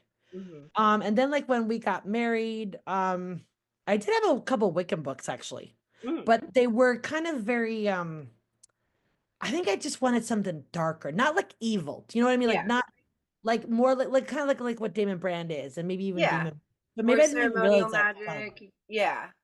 You know what I mean? Like you just don't even realize at the time. But like I Uh-huh. had like a Wiccan book, and it was like, okay, this is all right, but it was like this is not. I was just for me, it just felt like it wasn't real witchcraft. It just kind of felt like somebody just made something up. It Hmm. felt like it wasn't the ancient old stuff. I want the It's not. ancient stuff. Yeah. I want the ancient things. Like I don't know how to explain to you. It just and I think I feel like I was a witch in a past life. Yeah. Probably. I feel like I was, and I just had a feeling like I almost felt too like I got forced to convert to Christianity and made some type of vow that I wouldn't go back to Mm. witchcraft, maybe even in the Roman Empire or something. But I was like, no, I'm Yeah. going back to the stuff. You're not gonna force me to do that. And it was done against my will. Mm. It wasn't like a willing thing. It was like I think I had to do it to survive. So Probably. I had to like say whatever they wanted. But I was like, no. I was like, I'm 30 years old now. So I did have a couple of Wiccan books, but it was like it just wasn't dark enough for me. If I maybe that sounds terrible to say that, but it No, was no, just no. I get it. Like you want no, something it more just in like there's more of a history with like the ceremonial magic. I think Wicca was yeah. developed in like the 19th century or something, No, the 1950s. 1950, It's yeah, very new. 1950s, the 20th century. Yeah. It's so So, new and it's kind of like a mix of things, and there's nothing wrong with it. If someone is into Wicca, God bless you, goddess right. bless you, whatever you want to say, go ahead, do Yeah. yourself. But I just for me, it just wasn't dark enough. And I think too, maybe like I think too, I did feel like I wanted to be able to like my father and my sister, my mom is deceased, but Hmm. even she like did have like repentance and was like, I'm really sorry. I know it's terrible to you. My Mm, father and my sister have never been like that at all. It's mm, like I'm the jerk, they're the innocent one. Countless things they did. And it's like, even if I'm the jerk, you as a Christian, especially my dad, I used to tell him this, you're a Christian pastor. yeah. You think I'm the one with the problem. Well, as a pastor and I'm your child, you're supposed to be compassionate towards me and like kind. Yeah. And he just couldn't do it. Yeah. And then so for many years we didn't talk. And then it was like, oh, send this, oh, I'm so sorry. And then I Hmm. gave him another chance because the little girl inside of me wanted to be loved by him. Yeah. And so, but it was like I realized, especially being older, because at that point I was in my 30s. I'm now like what am I, 46? I'll be 47 in June. Okay. I'm old. Well, I'm not old, No, but you're not I'm like old. whatever. I feel timeless though. I feel Yeah, time. you I'm just like are. whatever. You This is the are. age I'm in this body. Yeah. But he just I saw like all the things that like, now I know about narcissism and about all these things. And it was like, oh my God, I had like a business and it like I was trying like I was working on a psychic hotline and like at night, that's when people call in the evening. But it was like I had to not do my business because that was when he would talk on the phone. He couldn't accommodate Mm. me. That it was like, well, I have to work. Well, that doesn't matter. It was like whatever it mattered to his schedule. You know what I Yeah. mean? I Yeah. just would realize like and understood, oh, this is narcissistic. Yeah. Like, I mean, that's just one example. There's a lot of things, but Yeah. maybe I think in my 30s. I really think in my 30s, but also I would like go around telling people I was a Wiccan witch when I guess I really wasn't. Yeah. And so I got shunned by the Christians. But Really? then when I went to the Wiccans, I wasn't really Wiccan, so I wasn't really fitting in with them. Mm. And it was just like, I don't know. And also like you know what it is too? I think when I would go to the Wiccans, I was going through like a hard time. Like I wasn't finding a job and I was getting frustrated and I was just told, oh, keep doing the secret. Do the law Mm. of attraction. You're negative. I'm like, well, you keep telling me to do this and it's not working. There's something else going on here. I don't know what, but I was, oh, you just need to be more positive. It's like, Mm. okay, well, the rent's due, and I can be positive while I'm getting evicted. Yeah, So right. It's it hard. just it was like I was going to this one Wiccan group. It wasn't really panning out. I don't know. But also I just think some of them they just would tell me like really weird things, like or like one lady said that there was something with like red eyes in her car. I was like, okay, but you could banish it. You know what I mean? Like if you're afraid of it, you know what I mean? Yeah. Don't or like one time we were like we would meet at this like what was it? Borders. Do you remember Borders bookshop? There was Yes. Barnes Yeah. and Noble and Borders. So we would all go to Borders and have a coffee. And then Hmm. when it was done, I don't know if she was really seeing the singer. She was just maybe thought she saw it. We were standing outside the mall. The mall closed. So it was like me, her, and this other girl. And we're sitting there talking. And she said there was some spirit of a guy. And he Okay. was like laughing at her and looking at her. And I was like, okay, ignore him. Then Yeah. just turn your back, ignore him. Yeah. Just, have the conversation. And she just kept like, oh, he's doing this. He's doing like, so what? Just Yeah. ignore him. Hmm. I was like, you're feeding it. They feed off of us. Yes. If you just ignore them, or you just like we talk about boundaries and whatever, you just if you don't like give them attention, okay, whatever. It's like a toddler screaming. Yeah. Like what's his name? Gordon Winterfield talks about in the Demon of Magic book, like a toddler screaming. Yeah. So what? It's screaming. It's whatever. It's like, ah. But So, I really think in my 30s. In my okay. 30s, I got into tarot and I kind of like with Doreen Virtue. I started with her decks, Hmm. but after a while they just felt too light, Yeah. too not innocent, but just not meaty enough for me. Yeah. Yeah. And Makes sense. then I think I just kind of like for a while I also felt too like I was getting too reliant on them. I felt Mhm. like over time, so I did explore some other teachers. There was a really good guy who's out of Spain. I can't remember, Mark Bayersky. You ever Okay. heard of him? I have not. No. He's really cool. I'll look him up. He's Yeah. you gotta look him up. Mark Bayersky. Mark He Byerski. lived in York. Now I haven't looked at his stuff for years though, so I don't know if he's still there, but he was from York, England, so he's got like that heavy. I love England, by the way. I Okay. love the British accent. So like for me, I love it. Yeah. But he's got like that York accent, like Yorkshire. I love Yorkshire, England. Hmm. By the way, Richard III lived there, had was a castle there, favorite castle. Oh. Uh-huh. So but maybe that's even why. But Yeah. this guy was from there, and then he was living in Spain because he liked the sunshine and whatever. But he Mm-hmm. had this tarot deck that a Scottish guy had designed himself. He was an artist. Mm. I guess he came up with these images for it. So it is a traditional tarot deck, but it's this man's own images. I Sure. never really liked like the Rider Waite deck. It's not that I didn't like it. It's just too traditional. I Yeah. kind of tend to go for like the more maybe like a Victorian or like a Gothic deck, maybe even like Yeah. steampunk. So Yeah. like different things like that. I'm into these more um not not like the traditional. Like I kind of Yeah. like especially like to see like different people's art and stuff. So Sure. this Mark Bierski had this Scottish deck and it was really cool.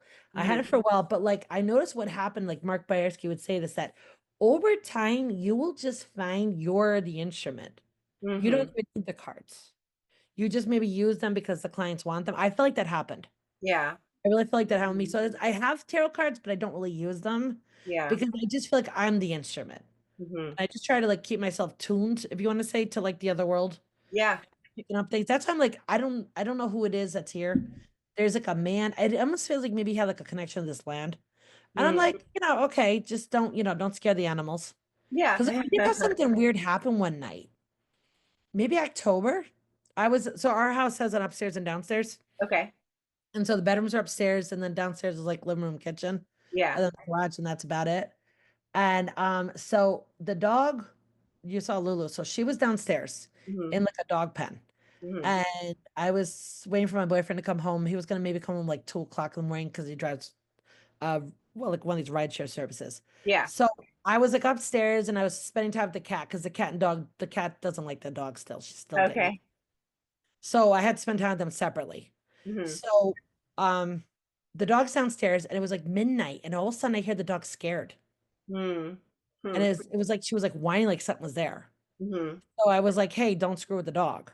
There Yeah. have been some times that like I don't feel anything, but like it's like they look at me and it's like they look behind me. Yeah. Mm. And then they like the dog, like one time I think my boyfriend was downstairs with her in the kitchen Mm-hmm. and he turned off the light and she got scared and she started like howling, like Mm. afraid. Yeah. So I think there are things here, but I just don't feel a threat from them. If I don't feel a threat from something, I kind of don't care if it's there. If it means me harm or if Yeah. it wants to mess with me, then no, that's not allowed. Then they're sent on their way. Yeah. But if it wants to just hang out, Yeah. I guess Yeah. I don't care. I don't know. Maybe I'm weird. No, I don't know. Not at all. I mean, to somebody else maybe, but like I don't think it sounds weird at all. I think you're right. Like I would do the same thing, if they just if it's not if it doesn't feel threatening, then like just let them be. They'll let you Yeah. be, they're not, gonna harm you in any way. Even Um if it feels threatening, I sometimes maybe try to talk to it or just feel it like, okay, well, what are you upset about? What's going on? Maybe yeah. it needs help even. Yeah. They Yeah. even want help. Maybe. You never know, and sometimes it's our own perception of it too. But so when you got into the occult, was there a lot of like unlearning or reprogramming that you had to do, especially Oh when yeah. you got into like the darker stuff, as you Yeah. put it? Big time, big time. Yeah. It was like, for example, I shouldn't have gone and told all my Christian friends that I was into Wicca Oh, because probably at that not. point I wasn't. And then Yeah. they all were like, well, you can do that if you want, but I can't be friends with you. And Uh-huh. then it was like, I was like, okay, I'm not going to any Wiccan group, making any Wiccan friends, and I'm by myself, and my Christians don't want anything to do with me, and I don't want to go back to Christianity, so I need to for it. So I was like so scared. I went to a Wiccan group for like maybe a year, and it just wasn't a good fit, so I stopped going there. But I remember the first time I went, I was terrified. I was Mhm. scared.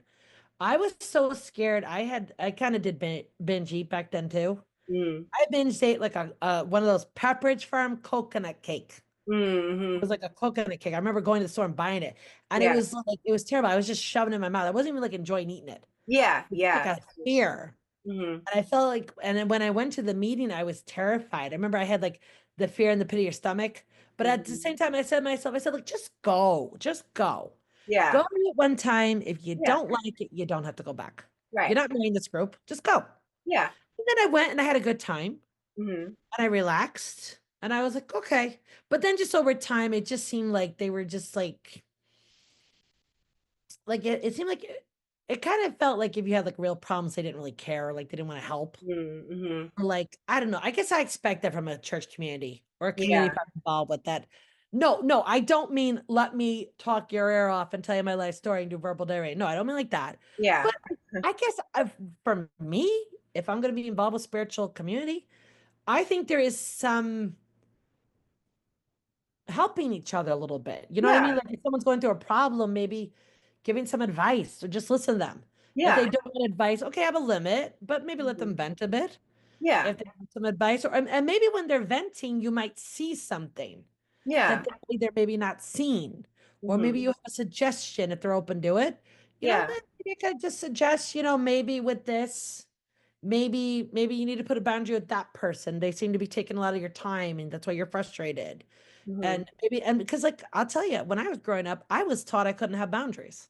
Mm. I don't know if that was my religious thing or just my parents' personalities, but Yeah, maybe both. it Yeah. felt like I couldn't say no. So unfortunately, when I was in my meaning late teens, early 20s, I got into a couple of relationships, well, more than a couple, but I got into Hmm. several relationships I really didn't want to be in. And also Mm. the people weren't taking no for an answer. So I Yeah. remember I would say no, Huh. and they didn't take that for an answer. Yeah. And I ended up in like with this one jerk, I was in a relationship for like a frigging year with him. Yeah. And then, you talk about like sense and things, knowing things, I was picking up because it was like, maybe it was, I don't know if you want to call it source, whatever, the higher power. Hmm. He was cheating on me, and I found out because Mm. it was like one day school was canceled. I was in college at the time. School was canceled. And something said, go drive over and see him. Hmm. And I Mm. get there, and the chick he was cheating on me with was there. Oh, Why yeah. is she there at 9 in the morning? Right. You know what Yeah. I mean? It wasn't like a normal time. It was like, Yeah. okay. She's probably spending the night. Yeah. Oh, Yeah. yeah, she was. Yeah. And she actually got pregnant by him. Oh, And it yikes. was like, okay. All right. And then it was like he wanted me and her to move into an apartment together. What? And yeah, yeah, yeah. And he was like, "And you're gonna put the lease in your name." And I said, "No, I'm not. I'm Yeah. not gonna go live." And then like what? I'm gonna be at work while you two are diddling? No, I don't think so. Yeah. Oh, you're gonna shut up and do as you're told. I was like, no, I'm not. And but my dad was being such a jerk. Yeah. And my dad was always just trying to like get rid of me and Mm. like be and so he would like make living at home so miserable so I wouldn't want to stay. But I Mm. knew that was a bad situation to go to, but he was trying to force me into it. So Yeah. I was actually supposed to go and he was just constantly fighting with me. But this is what I mean by he when he's at church, he can appear so holy. Mm. And when Yeah. he's at home, he's a miserable, miserable There's a person. mask. Yeah. Oh, There's a big mask. time. So thank God though, I don't know what entity it was saved me from that. Mm. I got there and he basically got arrested and went back to jail because he Wow. was on parole. Yeah. But going back to what you were talking about unlearning, yeah, Yeah. I had to definitely unlearn things. I kind of just think it kind of came out of like exasperation Yeah. over time. I would feel like I was banging my head against a brick wall with Mhm. Christianity and maybe some of these old beliefs and old fears that I was hanging on to. I felt impeded in my life from being able to do the things I wanted to do. Like I'm not even talking about anything fancy, but like just being able to like get a job, for Mm. example, and maybe like wanting to have a car. And I mean just a basic car, like a Toyota Corolla or whatever, something, Yeah. not talking about even a Lamborghini or whatever, but just normal things. I want to have a car. Because where I lived, you needed a car. They didn't have a really effective public transportation. You needed a car. I Sure. wanted to have a job. I wanted to work. I wanted to be able to start having savings and investments and Mhm. maybe myself like get into like, having and also when you have more money, you can help other people. Yeah. That is something I want to be able to do to help other people and stuff. Mhm. So I think like just out of that exasperation and that frustration, Mhm. a lot of these old fears, I had to be like, screw this, Yeah. I fear this or I fear that, but the way that I'm living is so horrible. Mm. And I think also like I felt like for example, like with my psychic abilities and like I like with the Doreen Virtue angel therapy practitioner. And I wanted to give tarot card readings. I wanted to maybe try to do a website Mhm. and do my own tarot readings. So I ended up though, Doreen Virtue said her and Bradley Valentine, they were together for partners for a while Okay. until she left and became Christian. Now Bradley Valentine kind of just continues what she did. Mm. But they were like, go work on a psychic hotline. It'll give you a good intro. So Mhm. I went on this one hotline and it was like, okay, but like, yeah, it was like financial necessity. And it was like, I felt like when I was like going to Christianity, you know, like the with the fear, but it was like, I was like, I'm going to the soup kitchen. And Mm. Mm. like it was like, oh, this is God's will for you. I'm like, well, I'm not interested. If this is what first of all, I don't think that is God's will for me, that I be Yeah. born in a soup kitchen or whatever. I don't think that is God's will. But it was like that, it's like you're programmed to think that. And so you're Yeah. programmed to like go to church and be clapping and happy at service, doing prayer and worship. And Mm. then you go to the soup kitchen, and it was like you go to the soup kitchen, and then you're spending the rest of your day waiting at the food pantry for your food and whatever. And I Yeah. was like, "Ah, whack." I was like, screw this. You know what I Yeah. mean? I Yeah. was like, and then too, I feel like I was bending over backwards to try to fit in with these church communities, and Mm. it wasn't working. And I was always felt judged. So I think that was maybe, I think I really do feel like that was a part of the deprogramming, Yeah. because I think just I would just get exasperated and say, screw this. Yeah. And just say, okay, screw this. And so for like a while though, there was a bit of an overlap. Yeah. Sure. I was like I was in the process of becoming Catholic, and it was like a 2-year process. Mm. And it was a pain in the butt. And it was kind of like, I was like, you know what? I'm this far in. Let me just finish this. And Mm. then afterwards, I don't have to go to church if I don't want to. But Mm. I was like, I was having things like tarot cards, and I would just keep them like home and hidden. Yeah. And then there was like this weird kid that was a narcissist that would come to my house, and he was like, some people would say you're a witch enduring virtue's a witch. And I was like, well, I don't consider myself a witch, but okay, if they do, I don't care. Yeah. Yeah. Like, I don't care. I'm using my gifts to help people and help entities and whatever. I don't, I know you say, oh yeah, you talk about cursing. No, but I curse people that hurt me, Mm-hmm. that did like a lot of harm to me. And I don't just mean that they went flick. I don't mean like that. But Right. like my dad, I cursed my sister. And then there were some other people throughout my life that were like, especially when I was younger, they were maybe like in positions of they really should have been caring for me. Yeah. They didn't. Like, and like, what I was thinking, but when I was listening to the guy who did the interview with about the Baptist church, he was Yeah. talking about bad experience in school. Oh my goodness, I had a story like that too. I didn't get spanked, thank God, but this woman, so they had a couple of the classes, we were all like in this classroom. Yeah. Someone went through the presentation, so it was dark. I had a little cute purse. These kids were being jerks and drawing on my purse. Mm. And I got up to go to my teacher to tell her. And Mm. instead of asking me, why are you coming over? Mm. She goes, go sit down. Go sit down. Mm. It happened like 3 or 4 times. Mm. And I was like, oh my God, like you're ruining my purse. So I finally just, since the teacher wouldn't do anything, I just said out loud, Cheryl, stop coloring on my purse, something like that. Yeah. The teacher yells at me to go out in the hallway. Uh-huh. And then instead of even asking me what was going on, and she wouldn't even let me talk and say that they were bullying me, Mm. she Mm. just goes, you scream like that again, you're gonna be sent to the office, and you're gonna be spanked with the big wooden paddle. Mm. Mm. I remember I went home, I was traumatized. I was crying, and I was like, I didn't want to go back to the school. Yeah. Was it a church school or was it a public school or was it No, church? church school. It was Yeah. Lutheran. Okay. It was a Lutheran school, and I think that, I guess, but I had always known you could be spanked, but I guess I was always a little goody two shoes. Yeah. But that was like, Yeah. Yeah. You don't want to be spanked ever. no. Yeah. Well, now But as an adult, sometimes, for fun, but all right. fun. Yeah. It's Yeah. not But like, as a kid, not yeah. like it. Yeah, no, as a kid, no, no, no, no. I Yeah. think I did get spanked once by my parents, Mm. but it was like, I don't think it was justified, but it wasn't even like that hard or anything. But this Yeah. school, they were like very mean, because I would see the kids Mm. that would come back from the principal's office, and they're like, their eyes were red, and they were like, really, you could see the tracks of tears. Mm. I never got spanked myself, but I just could tell. So Yeah. at that point, yeah, that was the last year I went to a religious school. Yeah. And how After old were that, we you when you moved. stopped going to that school? 10. That was fifth grade. Okay. Fifth Gotcha. grade. Okay, so And then, interesting. So you stopped going to that Christian school around the time when you started to question yes. everything too. Yeah. Yeah, and I think too, the way that I saw people treated at that school, I think that also led into questioning, because it was like, wait a minute, you guys are supposed to be Christian, you're supposed to have our best interests at heart. Yeah, right. I just saw the opposite, I felt, Mhm. and like fear and control, and also like abuse. I didn't I look, I don't believe in spanking kids. Mhm. I do think kids need boundaries. Yes, they need structure. There needs to be rules. Yeah. But I don't believe in spanking children. Adults that are consenting play for fun stuff, yeah. Yeah. Okay, yes, whatever, I'm into that stuff.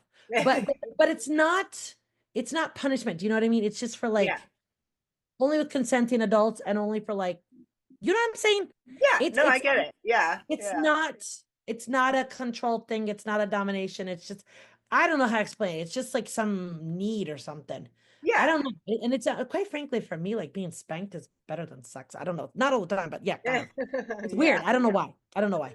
Yeah. But Just what you like. Yeah.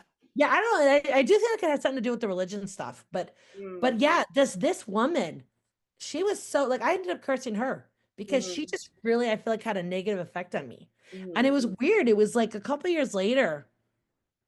I'm not sure if it was that former principal's wife, Mm. but I don't remember where I was. I saw somebody Mm. that knew her and they were like they felt the need to tell me that she had changed. Mm. And I was just like, I don't want to hear about it. I was Yeah. like, "It's unfair to me." And I was like, you guys are gonna punish me. You weren't even asking me. Why are you getting upset? Why are you yelling? Yeah. Right. And then I would have You said, think- well, these people are, look, and here's my purse. Here's the proof. They're coloring on it. And I kept coming to you to either at least move me away from them or something. Yeah. And she wouldn't even like, why are you coming here? What's going on? You Mm. know, take me in the hallway and just don't yell at me. Just why do you keep coming up to me? What's going on? Why are you doing this? Yeah. Well, they're bullying me, they're pulling my hair, they're coloring my purse. I don't want to sit by them. Yeah. You can't do anything Yeah. about it right now, but at least just move me away from them for Yeah. the rest of the presentation. You can deal with it afterwards. Something Yeah. like that. But yeah, So so yeah. let me get a Ugh. little more specific with it. So what would you say that the best and worst things about your religious upbringing were? Okay, best definitely the community aspect. There Okay. was a very strong community aspect. There was like some positive things about it where like they would have like these like potluck dinners Yeah. and there was like a fellowship. Like and I've never found this with really any other church. Even when I tried Catholicism, I guess I was looking for this, like this community aspect. It just wasn't there. Hmm. It just so like I definitely feel like there was like a strong community and they were on the positive side, they could be like if you were in their group, very Yeah. caring. Yeah. If you're And in the group. there was like Wednesday night prayer meeting. I guess like a lot of churches they'll have like Sunday services and then like during the midweek. It Yeah. depends on the church, but like we had Wednesday night prayer meeting. Sure. They were very supportive because like my mom had a lot of health problems over the years Mm-hmm. and I was kind of like the main caretaker. So Mm-hmm. my dad and I would go and people would definitely be supportive Yeah. like support and they would like come and want to put their hands like they call it like laying their hands on. Oh, she's so cute. I love her. Oh, thank you. Yeah. She's They would trying to. want to like lay their hands on you and pray and like so there was definitely like support. Yeah. There was support. There was and that community aspect. Mm-hmm. The worst things, very rigid thinking, very controlling. Mm-hmm. Like what I was mentioning earlier, like you could only listen to Christian music, you could only be friends. We were like told only be friends with other Christians. Yeah. And then like very the rigidity of their thinking, they Yeah. didn't like have flexibility. Like I'll give you an example. When I was 17, I met a Mexican guy. Mm-hmm. I fell in love with this guy, head over heels. Maybe there even was a past life connection. That's not who I'm with now. I'm just somebody else. I Okay. mean, this was this first person.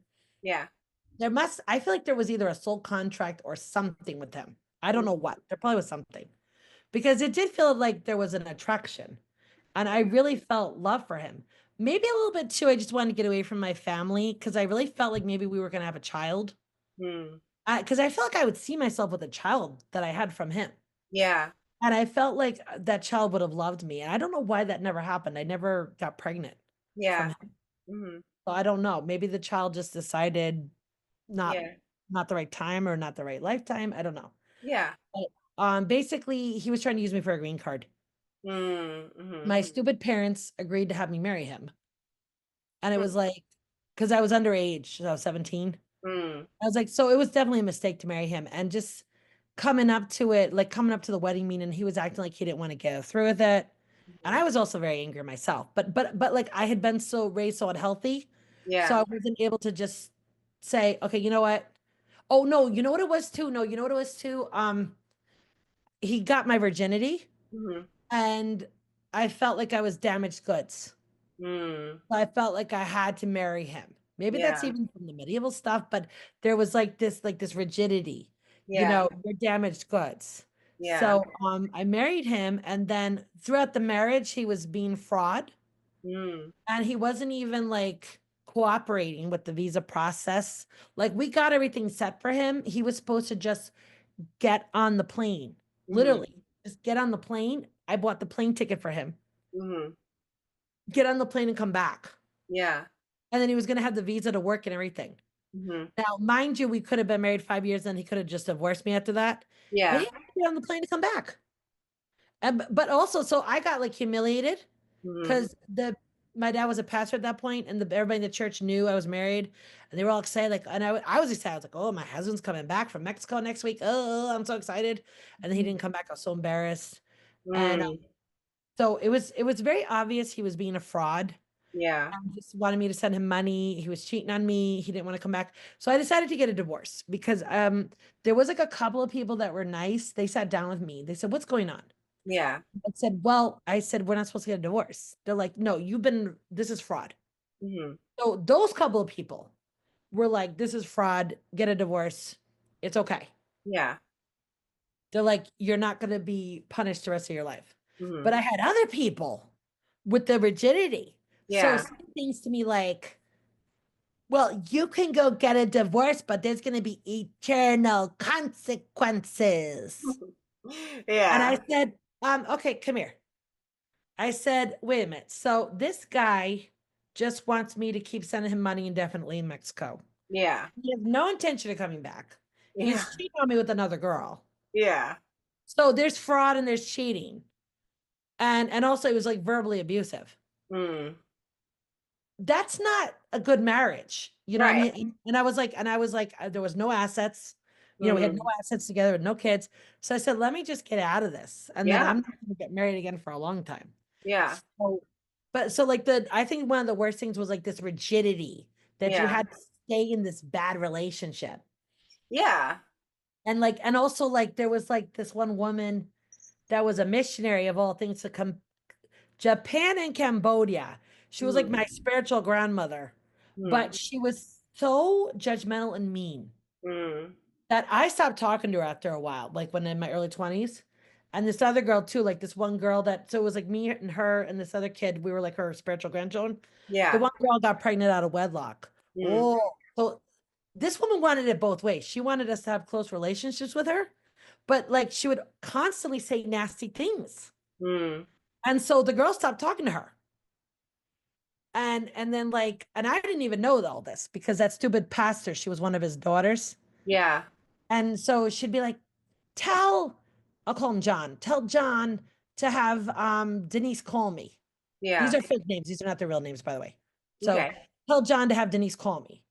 I said, okay. So apparently I go and tell John, and John doesn't tell me Denise doesn't want anything to do with her. So just please, don't ask us again. Denise doesn't want contact. Yeah. So instead of telling me that, which I wish he had, and I think he should have, Mm. 3 weeks go by of this. Oh, tell John to have Denise call me. Okay. Denise hasn't called me yet. Okay. So John, can you have Denise call her? And then finally get screamed at by her. She hasn't called me. Are you telling her not to call me? Yes. And so I said, John, look, what the hell's going on? Yeah. Why is Denise not calling her? Look, she's yelling at me. Would you just please have her call her? Mm-hmm. Oh, well, she doesn't want anything to do with her. Well, then Mm. why didn't you just tell me that the first time? I wouldn't have kept asking you. And I Yeah. would have just gone and told the lady, Mm. listen, she feels you're very mean to her. She doesn't want to have contact. Yeah. You don't want to offer an apology and try to mend the relationship. You just want to have whatever. And then like with me, I was doing Weight Watchers actually. Mm-hmm. And we had like a stupid dinner and I was eating a lot of what do you call it? The raw broccoli. Okay. And it Yeah. was like she was harassing me about that, embarrassing me in front of everybody. Mm. And there was just some other things too. And it was like, but she really embarrassed me at this dinner. And so I was like, oh my. I'm too nice. I give people too many chances. I remember I Yeah. called her one more time. I said, she goes, you owe me an apology. I said, no, you owe me one. I said, I'm not gonna apologize. I said, I was just eating broccoli. I said, I'm on Weight Watchers. I told you it's a free food. And I said, stop harassing me. Yeah. Be like that. Oh, well, I'm not gonna talk to you again. And then also, like when I married that Mexican guy, Yeah. she didn't like him. So I didn't Mm. invite her to the wedding. Mm. And then she was hurt and angry. Like, Mm. you didn't like him. Why would you want to Yeah. go to the wedding? I mean, it's just weird Right. stuff. Come So they're celebrate very that. rigid and they want people to stay in bad situations, like Yeah. abusive marriages. And I think just feel like there's been lots of people that have been like abusive marriages and whatever, and like Sure. are physically violent, or like, and there was like one girl, her father was molesting her, Mm. and the mother just decided, no, that's it. They got a divorce. Yeah. A lot of the people didn't want them to like get divorced. So they have this like they I do think yes, you need to have values, but there's also not like the practicality. It they're Yeah. just this is it. This is the way it is. Yeah, well, no, but then you get other information. Somebody's fraud, somebody's this, somebody's that. You Yeah. know, like even like I don't know if you ever heard Amy Grant, the Christian singer. Yeah. Yeah. She was like married to a guy that was a drug addict, and he was like not willing to like get help, and so he was just draining her money, Mm. and like whatever. Like I don't know about the details, but I just can imagine. Maybe I'm even feeling the energy. I just feel like I think I felt into it. I was like, oh my God, this poor woman. Yeah. He's like draining her money. He's abusive. He's this. He's that. Mm. So she just said, I need to get a divorce. He Yeah. doesn't want to get help. He doesn't want to work on himself. Yeah. Everybody was so nasty to her, and I'm like, hello, that's addiction. Like that's gonna like take all your money. This is that. Come on. Yeah. So Yeah. yeah, so they're very critical, they're very rigid, they're very inflexible, they're very judgmental. Yeah. He's gay, for example, they're very mean to them. Very, Yeah. very mean. They don't accept people, nobody can be like accepted. Yeah. I don't like it. You Yeah. know, Yeah. like, Sure. like Yeah. It's very what's judge sounds very judgmental and very, like marriage is viewed as like a sacrament and a holy thing, but they don't, like what goes on behind closed doors, like even if that's bad, like should just what be brushed under the rug because you're married? Like no, oh yeah, no, yeah, yeah. yeah, I I mean, agree. sometimes relationships can be repaired, but sometimes there's things that people do, like the abuse. Like my parents almost got a divorce when I was 11. They didn't, unfortunately, Yeah. but I don't know if it would have been good if they did. But it just, yeah, just lots of abuse, lots of things. So Yeah. I really feel like the good part was a community. Yeah. And there was like, but at the same time, yeah, they're just very judgmental. Yeah. If you Yeah. don't fit their mold, then they like cast you out. I don't Exactly. like that.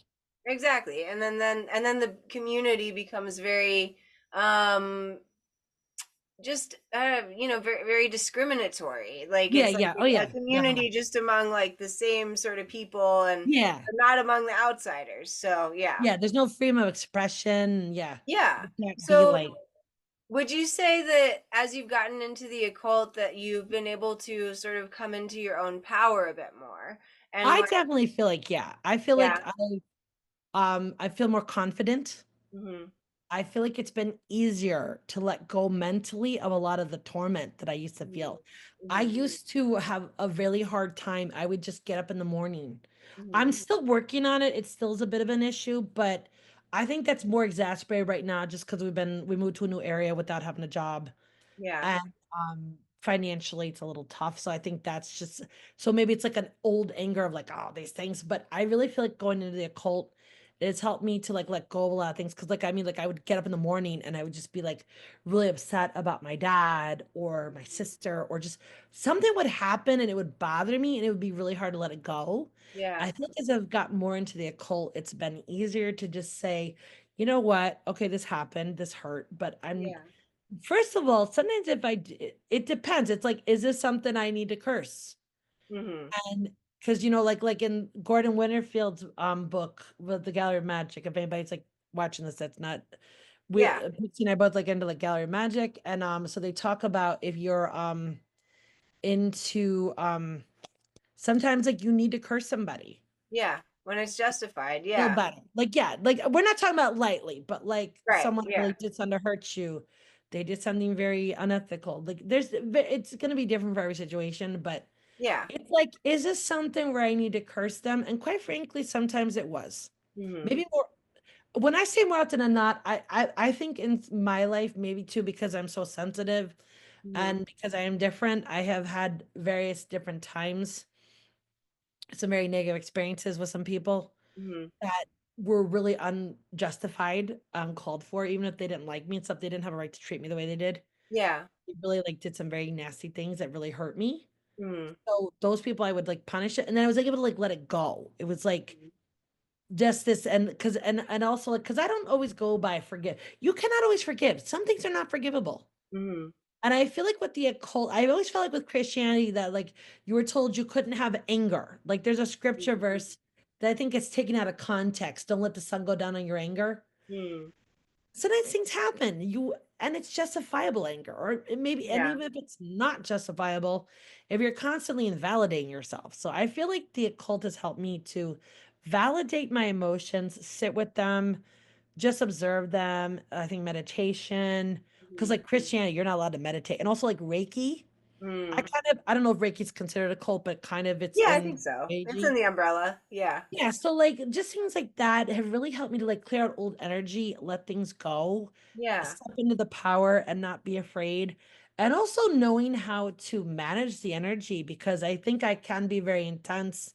I've Mhm. had some very intense experiences. Mhm. And sometimes when I would deal with people, I would come across very intense. I think being with the occult helped me to learn to manage that energy Mhm. and to kind of like be myself and be present with people, but not quite so maybe like do you know what I mean? Like maybe like as you get to know someone, you reveal more of yourself. Yeah. Because I think Yeah. like with my mom, she would just go meet people and just tell her life story the first time you meet somebody. That's kind of not really the best way of getting to know people. Yeah. Right. So I think being with the occult has just really helped me to like think about things more too. And even like with the Gallery of Magic and their books, Mhm. I feel like they've helped me to learn to break a problem down Mhm. like skills I just never had learned. I don't even think my parents knew how to do this stuff. I Mhm. don't think they did the way they lived their lives. It just didn't. Yeah. And like and in general, a lot of the church people, they didn't really have these skills. The Gallery of Magic, the occult, it's really taught me how to like look at things from another perspective.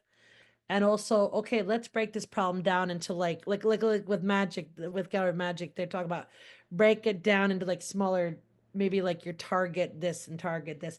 That definitely was something I didn't know about. Yeah. And just also just being able to have peace, mental peace. Just being Mhm. able to not like let's say someone did something to me that really hurt me. Like maybe like let's say a guy was a jerk. Mhm. Like I felt like used for sex or something. I Yeah. used to really hang on to it. Now, Mhm. like with the occult, I mean, okay, I know you say you have no, but like there was different times when I was single and stuff. Yeah. Yeah. I was able to like release it Mhm. and also have like boundaries and also just feel somebody's energy. Mhm. Kind of get an idea about people. Yeah. Like, oh, this person's intentions are not good, or this person only wants this. Yeah. This person wants that. And I think sometimes too, I would maybe even be aware of it, but I didn't like the answer. So I would like try to ignore it. But it was like, no, you have to be honest with yourself.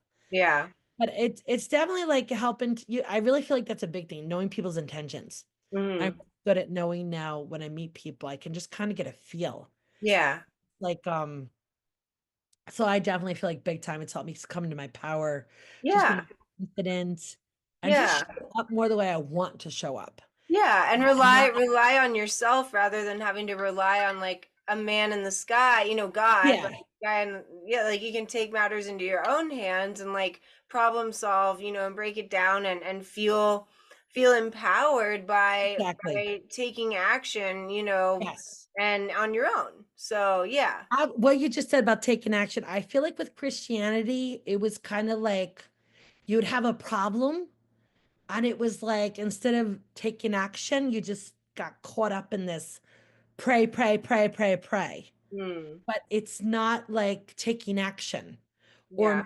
and not even really knowing what action to take Mhm. because like it was always like, oh, you're having that problem. That must be unconfessed sin. That was Mm, always the it's unconfessed sin. You must mm. pray.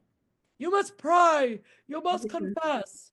Okay. So I would even just sometimes back then, go sit there and make a list of my sins and okay, I'm sorry for this, I'm sorry for that. Okay, and then Yeah. I still kept having problems. Well, I did what you said. Oh, you must do it again. You must do it Mhm. again. Okay, but it's not working, and there's I think there's another solution, but so they didn't really help you. Maybe they just Yeah. didn't know how to help you.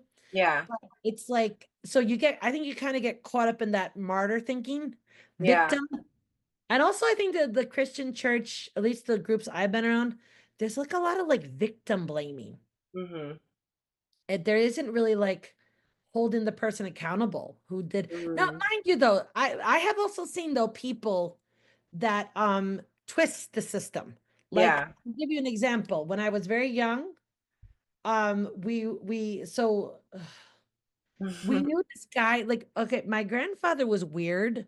His Okay. father, I think, got forced into the marriage. So he Mm. didn't eat dinner at home. So my grandfather was like that. He didn't eat dinner at home. He went to this restaurant.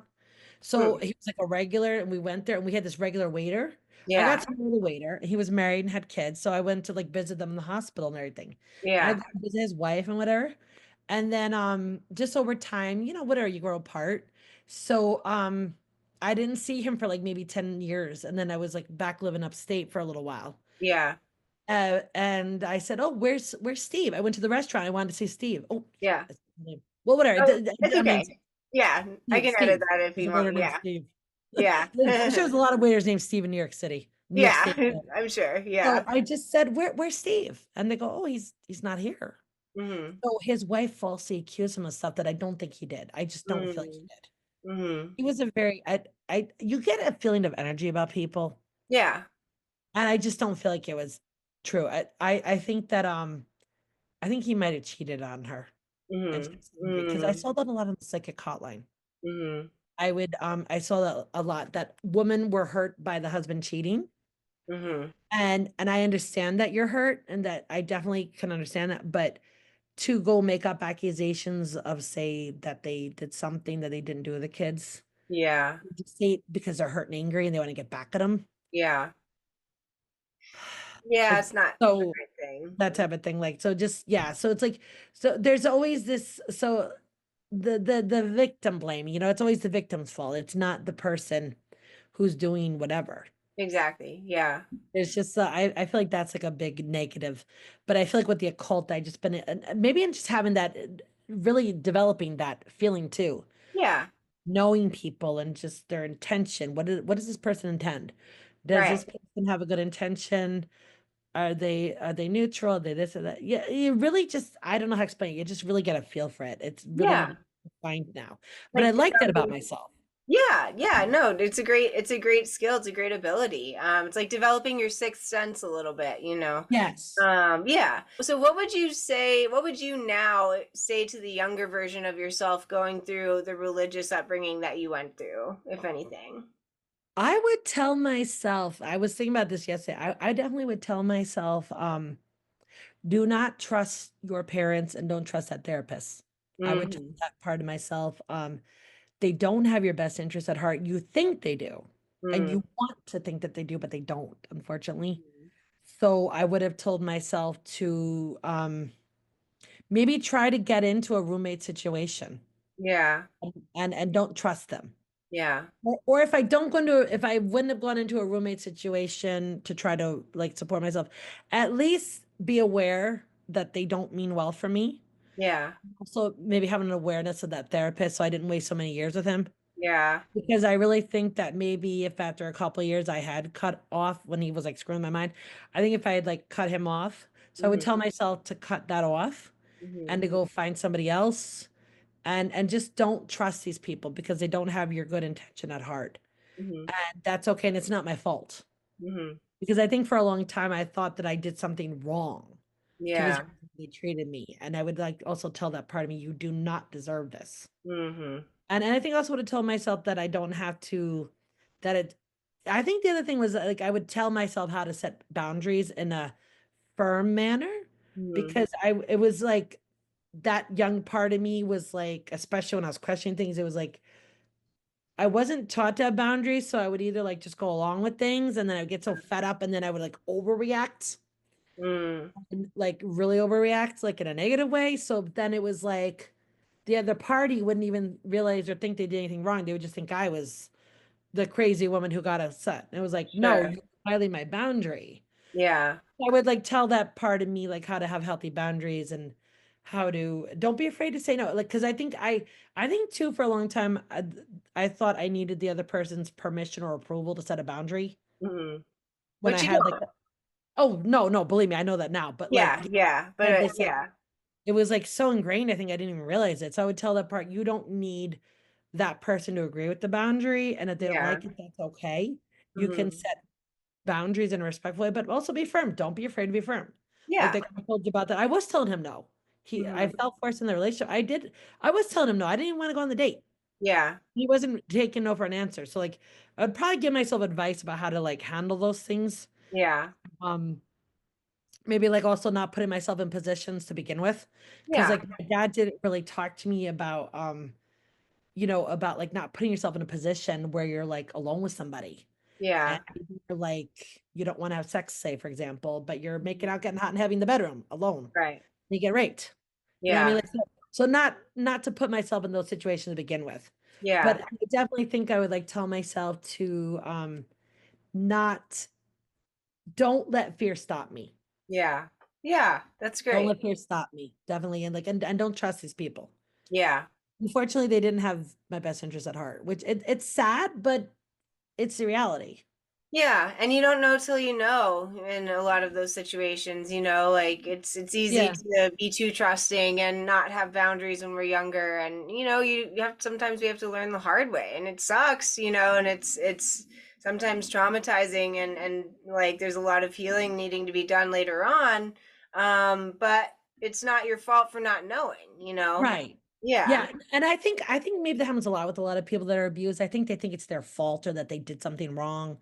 Maybe totally. if I was good or something. I think that a lot of people do suffer that. So I think just in general, it's like if you're being abused or something, it's not your fault. You didn't Yeah, yeah, ask for it. You didn't deserve it.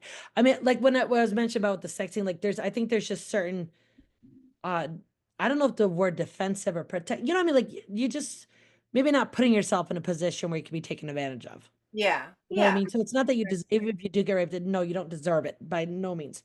But right. maybe like, you know what I mean? Like not going then. If I don't want to do certain things or I'm not ready for that, then don't allow that. You know what I mean? Yeah.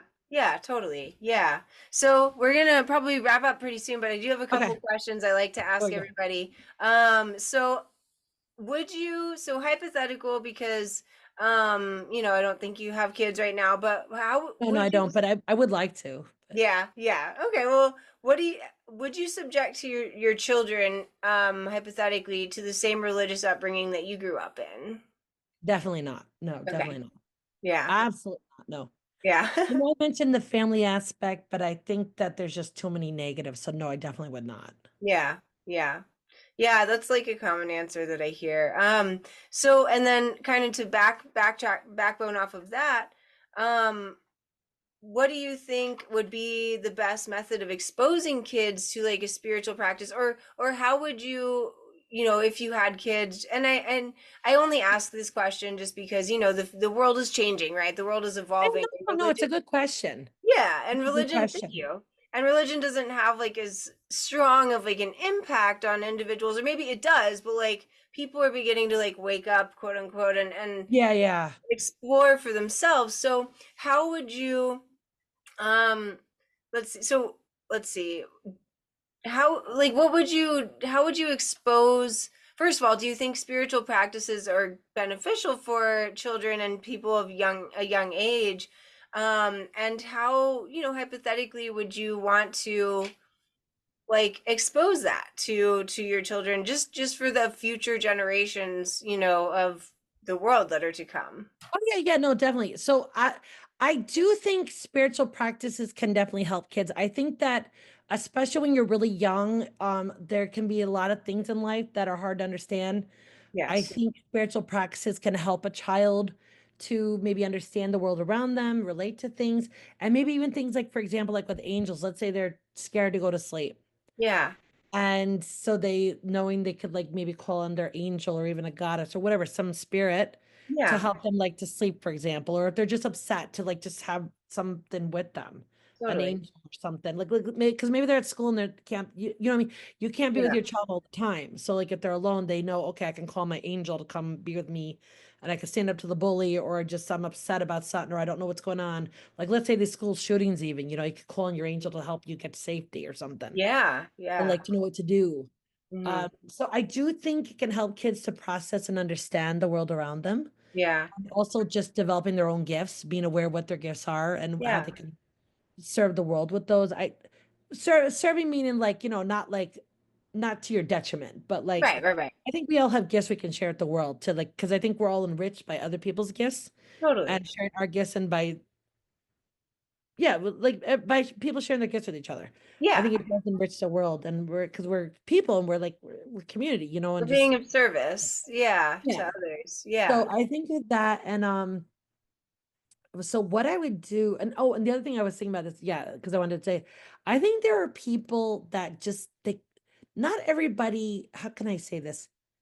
I think there are some people that need maybe the structure of religion, Hmm. and they just want to follow. They don't want to maybe strike on their own path. I think some of us that maybe go into the occult, we're a bit more our beat march to the beat of our own drum. And then there's other Yes. people that don't want to do that. And that's okay. There's nothing wrong with that.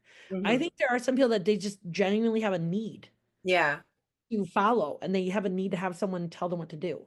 So I Hmm. think for maybe them having like but maybe like with some modifications, not the way it is Yeah. now, but having like some spiritual, but also making sure there's integrity for the leaders of these groups, you know what I mean? Because that they're not taking advantage of these people and stuff. Right. Yeah. But and so I probably would take the child to different groups. I Yeah. would take the child to like the Hindu temple. I would Yeah. take them to a synagogue. I would take them to a mosque. I would take them to different groups, just have them meet different people to be exposed. Yes. Just have Yeah. like a curiosity. Yeah. And I probably would like encourage having conversations and asking questions. Yeah. Like, you know what I mean? Like, because I Totally. think like that was always a thing, like with the church, and like especially like in the past and centuries past, like you weren't allowed to question anything. Like the Roman Empire was big on that, unfortunately. There was a lot of cool things about the Roman Empire, Hmm. and I do miss it. I really feel like that's when I was happiest, quite frankly. But like certain aspects of it, of the Roman Empire, Hmm. of life then. But at the same time, there was this don't question things. Yeah. Like questioning thing. Like people were not even allowed to have the right of assembly. Like we have the right of assembly now. They didn't have that. You were Yeah. not allowed to like meet in groups. So I think teaching them to like question things Hmm. and ask questions and like talk to people of other religions, Yeah. ask them, so tell me about your belief system. Why do you think this? Why do you believe this? I'm just curious. Hmm. It's not, not in a judgment way, but just to tell me Just to about it. learn. Yeah. Yeah, Just to learn. just to observe and just to learn. Because I think too that there's like in our society, I really feel like we've lost community. Like Mm. in the 1800s in England, they would sit around and tell stories by the fire. So Mm. it's like some of like those Victorian ghost stories, for example, Edwardian, the early 1900s. So now if you ask somebody a question, it feels like people are very defensive. Why are Yeah. you asking that? Why do you want to know that? You know what I mean? Yeah. So we've Yeah. lost that community and just that learning from each other, Hmm. just being able to like share with each other, and just being able to say, okay, you think this and I think that, we can just share and talk. Yes. There's Yeah. there's just not that. And I think that that's lacking. So I Hmm. really think the world, I hope that that can change for the better. Yeah. That Yeah. there's just more understanding, and just in general in the world, more compassion. So I think like in teach and encouraging the kid to have like compassion and a curiosity. Yeah. You know what Yeah. I'm saying? Like I don't know if that. No, that makes sense. Yeah, definitely. Yeah, just to not be ignorant to other beliefs and other people and other cultures, and to develop, like let their intuition guide them more or less into what they're Yes. into, but And by having enough fun of exposure. not to make fun of people that are different too. That's the other thing. Yeah. I mean, Exactly. if somebody Yeah. has a different lifestyle, or they're, maybe to us, like let's say like if somebody's so different to like me, and like let's say if I had a child, like, and whatever, this person has a different belief system or lifestyle and it seems strange. So get to know them and understand it, or just ask curiosity. You know what I mean? Like Yeah. not like, because I think people make fun of things they're afraid of. Yes, You know? definitely. So Or judge like judge them, yeah, too. yeah, yeah. So like Yeah. compassion and just curiosity. Well, no, I guess I'm repeating myself now, but yeah, just, and also just having respect for everybody. Yeah, yeah, I agree. I think that's I mean, I think that's something that every human should have, and just Oh like, yeah, but I think it's lacking in this world big time, unfortunately. yes. know what I Yeah, mean? it is. It is. No, I agree. So one final question, and then we'll see Yeah. if you have any closing thoughts. So, um, well, I guess you kind of already answered this, but in this rapidly evolving world, do you think religion having the same stronghold on individuals is beneficial? I know you mentioned like the structure and stuff, but when you've envisioned like future societies and future generations, do you see the church still like having that same, like, do you see there being as many followers, or would you hope, or would you hope maybe that more people kind of tend to become more curious, or and more like, how do you think that the world will evolve?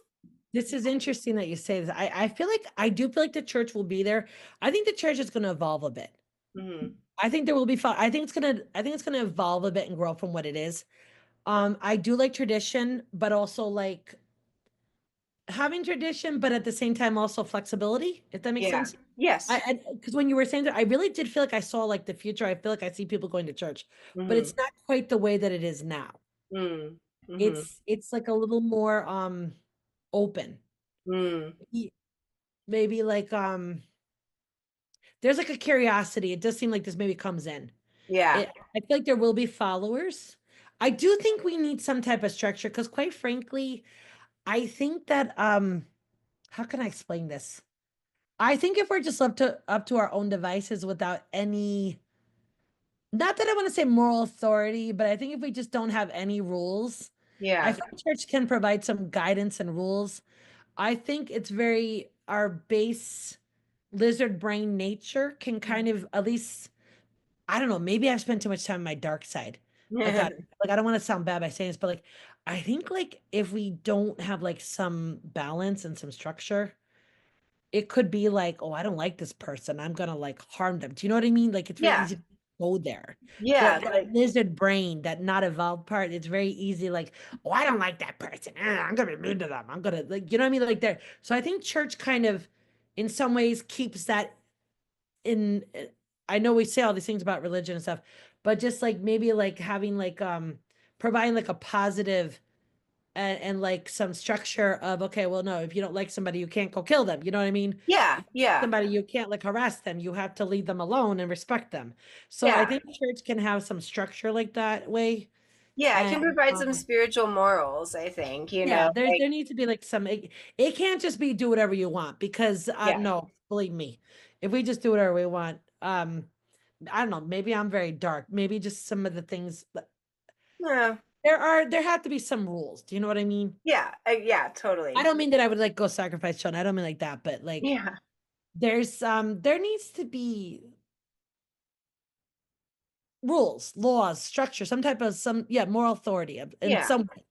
Yeah. Meaning of like not harming people, like and I guess I'm not into harming animals, for example. Right. There needs to be some type of authority about that because there are people that would harm animals. Yeah.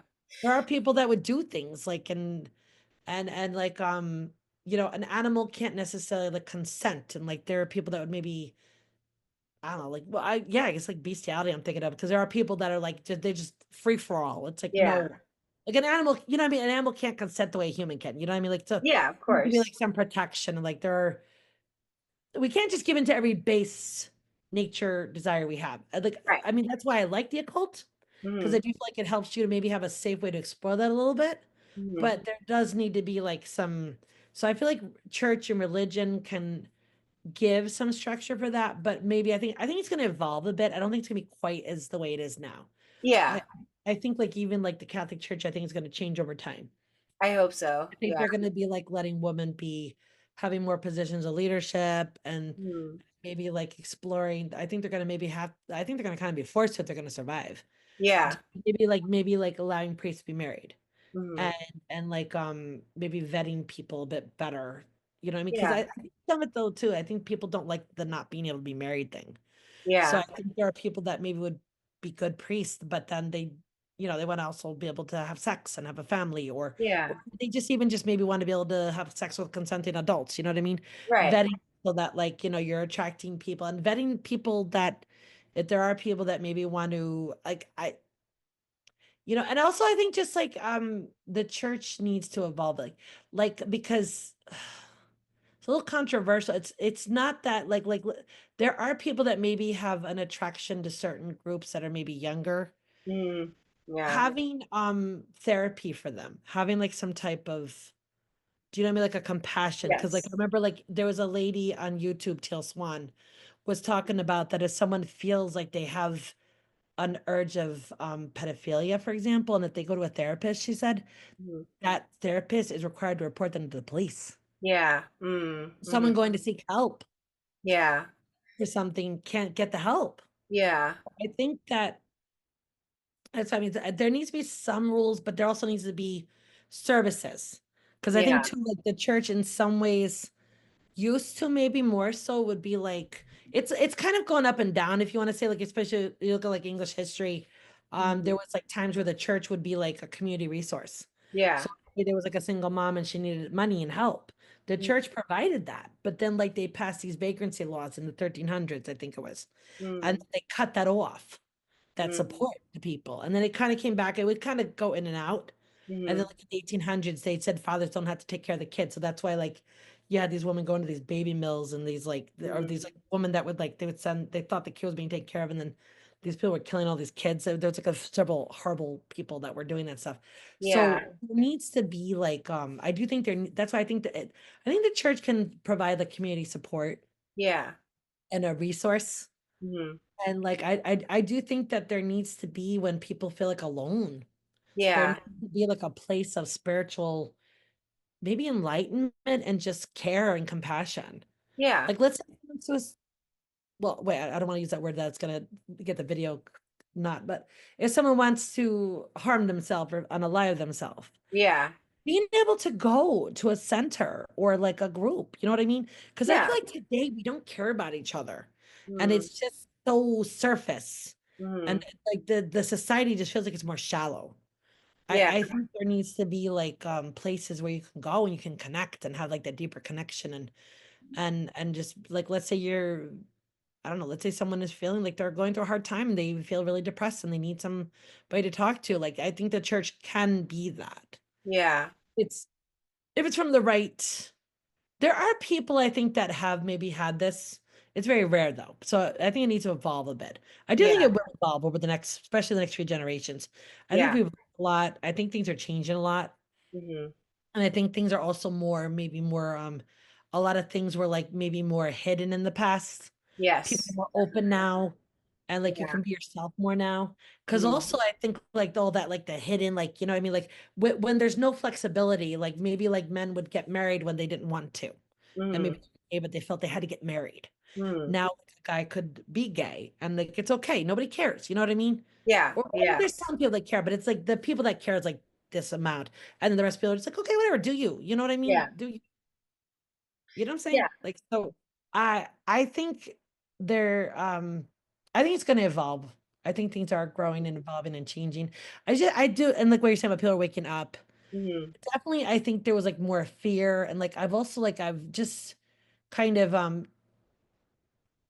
I haven't done a lot of studying it, but it's more just like from listening to podcasts of historical, but like they talk about like the witch trials in the past, like with Europe and stuff, Salem and like some of these different, like England, I guess, because like England, the 1600s, that's like Yeah. in podcasts I listened to from that time period, that sometimes it would be like people would have disputes with each other.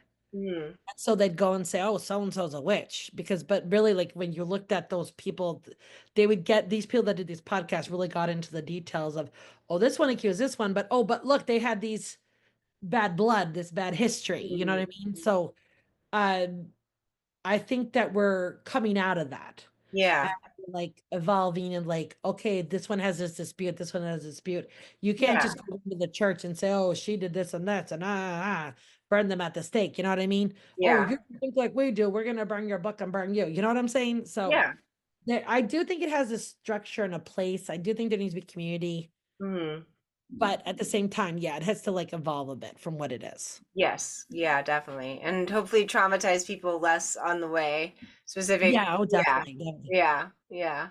Cool. Well, we're about out of time, but this has been a really good interview. Is there anything you want to say just before we wrap up and close or? I think that people should not be afraid to pursue if you like have an interest in the occult or something, start small.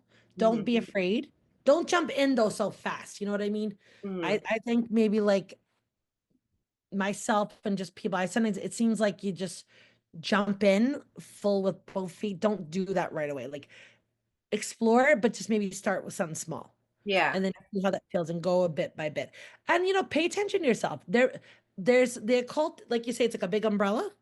There Hmm. might be things that you might like some parts, and maybe other parts you're just not really into. Yeah. That's okay. Yeah. Take what you like and then leave the rest. You know what I'm Yeah. saying? Everybody's gonna have something that resonates different with them. Exactly. So just I really think if anyone's wanting to explore this, and maybe like don't start telling your Christian friends right away because they might start having fearful reactions and then you're maybe not ready to let go of things. Yeah. So just maybe like start exploring things and maybe start making some connections, like because you can definitely find yourself Yeah. if you talk about things. Yes. Just do you know what I mean? Like if you come out of the closet and you don't have another community, you could Mhm. really feel very isolated. I definitely felt very isolated for a while and it was kind of hard. I don't even feel now like I really have a spiritual community. I just kind of do my own thing. Yeah. But I think especially if you like want like community and connection, maybe start to try to build that. By the way, Yeah. what is the picture behind you? I like always see that. This one That here, yeah, yeah, what is it? I just keep it's feeling drawn to that. yeah, it's the I angel like of that. What is it? it's the Angel of Divination by Peter Ah, Morkbar or something, I think is the artist. Yeah, but the Angel of I Divination. love that. Yeah, thank you. I It's just a feel so beautiful drawn to painting. it. Yeah, yeah. Well, A it's magnet. yeah, he's got a lot of drawings. Let me look up that artist really quick. Peter That Morkbar. is just I love the energy of it. I don't know. I'm fascinated. Yeah, no, it is Peter Mohrbacher, I believe. Okay.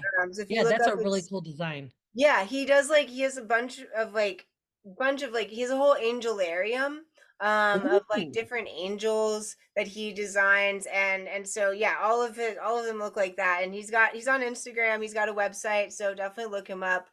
Yeah, Um yeah, that is just I really like that. I yeah, really like cool. that. Yeah, I can Yeah. send you like his name and stuff too. So Yeah, you yeah, yeah, can yeah, definitely, look him up. definitely. Because Yeah.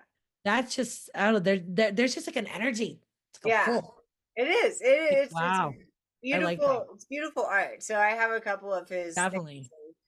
Yeah, definitely. Like, and I'll post a link in like when we do this video or when I have this video posted, I'll put his Yeah, link yeah, in the definitely. comments and stuff. Yeah, but thanks for asking. So Yeah, so I think stay curious, stay kind, stay compassionate, but have your boundaries. yes, And don't be afraid to say no. You don't need somebody's permission to set boundaries if right. something is not feeling right. And also, what, too, sometimes relationships change over time. Yeah, Maybe a relationship you guys, maybe sometimes people are only in our life for a time. You know what I mean? yeah. Maybe you're just supposed to be together for a while with somebody. Like like with my ex-husband, the first one that, Hmm. I just there was some reason probably he was supposed to be. I think he just kind of was part of some themes that because I've told you that like I felt like there was like the connection with Henry VIII. There's like I think just some residual poverty, abandonment. I think Yeah, he was maybe part of that. It's like sometimes people just come into your life for a little while. yeah, They're yeah. only there, and maybe sometimes they're there to help you learn a lesson or something, to Exactly. springboard into stepping into your true self. Yes, exactly. So, and if that happens, that's okay. Yeah, You know what I'm saying? Like totally. things change over time and stuff. So Mm, don't be afraid to grow and evolve. And you don't need anybody's approval or permission. I think that's definitely something I feel like the occult has taught me. mm. You don't need somebody's permission to be yourself. And if Yeah, somebody doesn't like you, that's okay. Wish them yeah. well and they're on the way. And a lot of the time when people have like these fears and these prejudice, it's from something inside of them. It's not something you're doing. It's something that's actually them. It's Exactly. like some fear that you maybe just are you're not intending to, but maybe like there's some fear or something unresolved in them that Yes. maybe not ready to look at. So that's why maybe like people bully or you know what I mean, or they have like a reaction, like I said, like with my dad with the thing with AIDS. I think there's just like some, you know, Yeah. there's something. Quite frankly, he did say something about he got kicked out of the Air Force when Uh-oh. he was young, and they said he was gay. I don't know, maybe he wasn't even gay, and Maybe. he couldn't come out of the Yeah. closet, and so maybe like there was like resentment. Yeah, maybe it was a projection, coming from I him. think so. I think there could be. There could be Yeah. something. There's Interesting. also this woman that he's with, she has like a more masculine name. Mm, And hmm. she's kind of like the more masculine energy, and he's kind of more feminine. I don't know, but it's just like if you hear the name, you think it's a man, and I Yeah. think it's cool, you know. But like, because even if he was gay, I wouldn't care. I Yeah. don't care Right. about that. I care about how wasn't decent to me. You know what I mean? He wasn't nice to me as Yeah. well. Of course. But Yeah.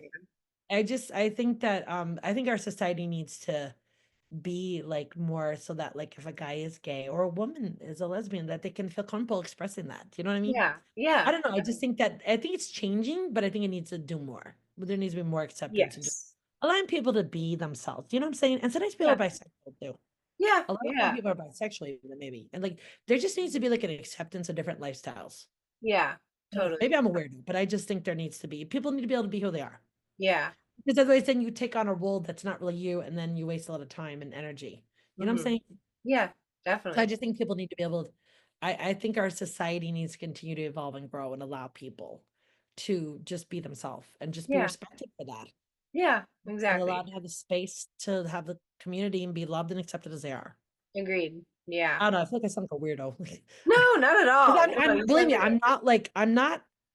I'm more into like the dark stuff. I'm into like the Victorian Gothic and all that. Like Yeah. I'm not wearing black and I have dark hair, but it's not on purpose. I'm just and I don't even really consider myself a witch. I don't label myself. Yeah. I don't give myself a label. I like magic, but I like it because I like the connection like with demons and stuff like that. You know what I'm saying? Yeah. But I don't give Yeah. myself a label. Right. Yeah. And you don't have to have a label. So Yeah, yeah. no, I just find I don't like labels. I don't know why. It's like Yeah. It's I'm putting confining. in a box. Yeah, exactly. Cool. Well, thank you so much for taking the time to do this interview, Yeah, Zara. no, thank you. Yeah, it's been really great. And I hope that if anyone has made it this far, that you have enjoyed it, enjoyed it, or learned Definitely. something, or been inspired, by your story. And thank you for being so raw and vulnerable and sharing your story as No, well. it's good. I think we need to be more raw and we need to not be afraid to show who we are.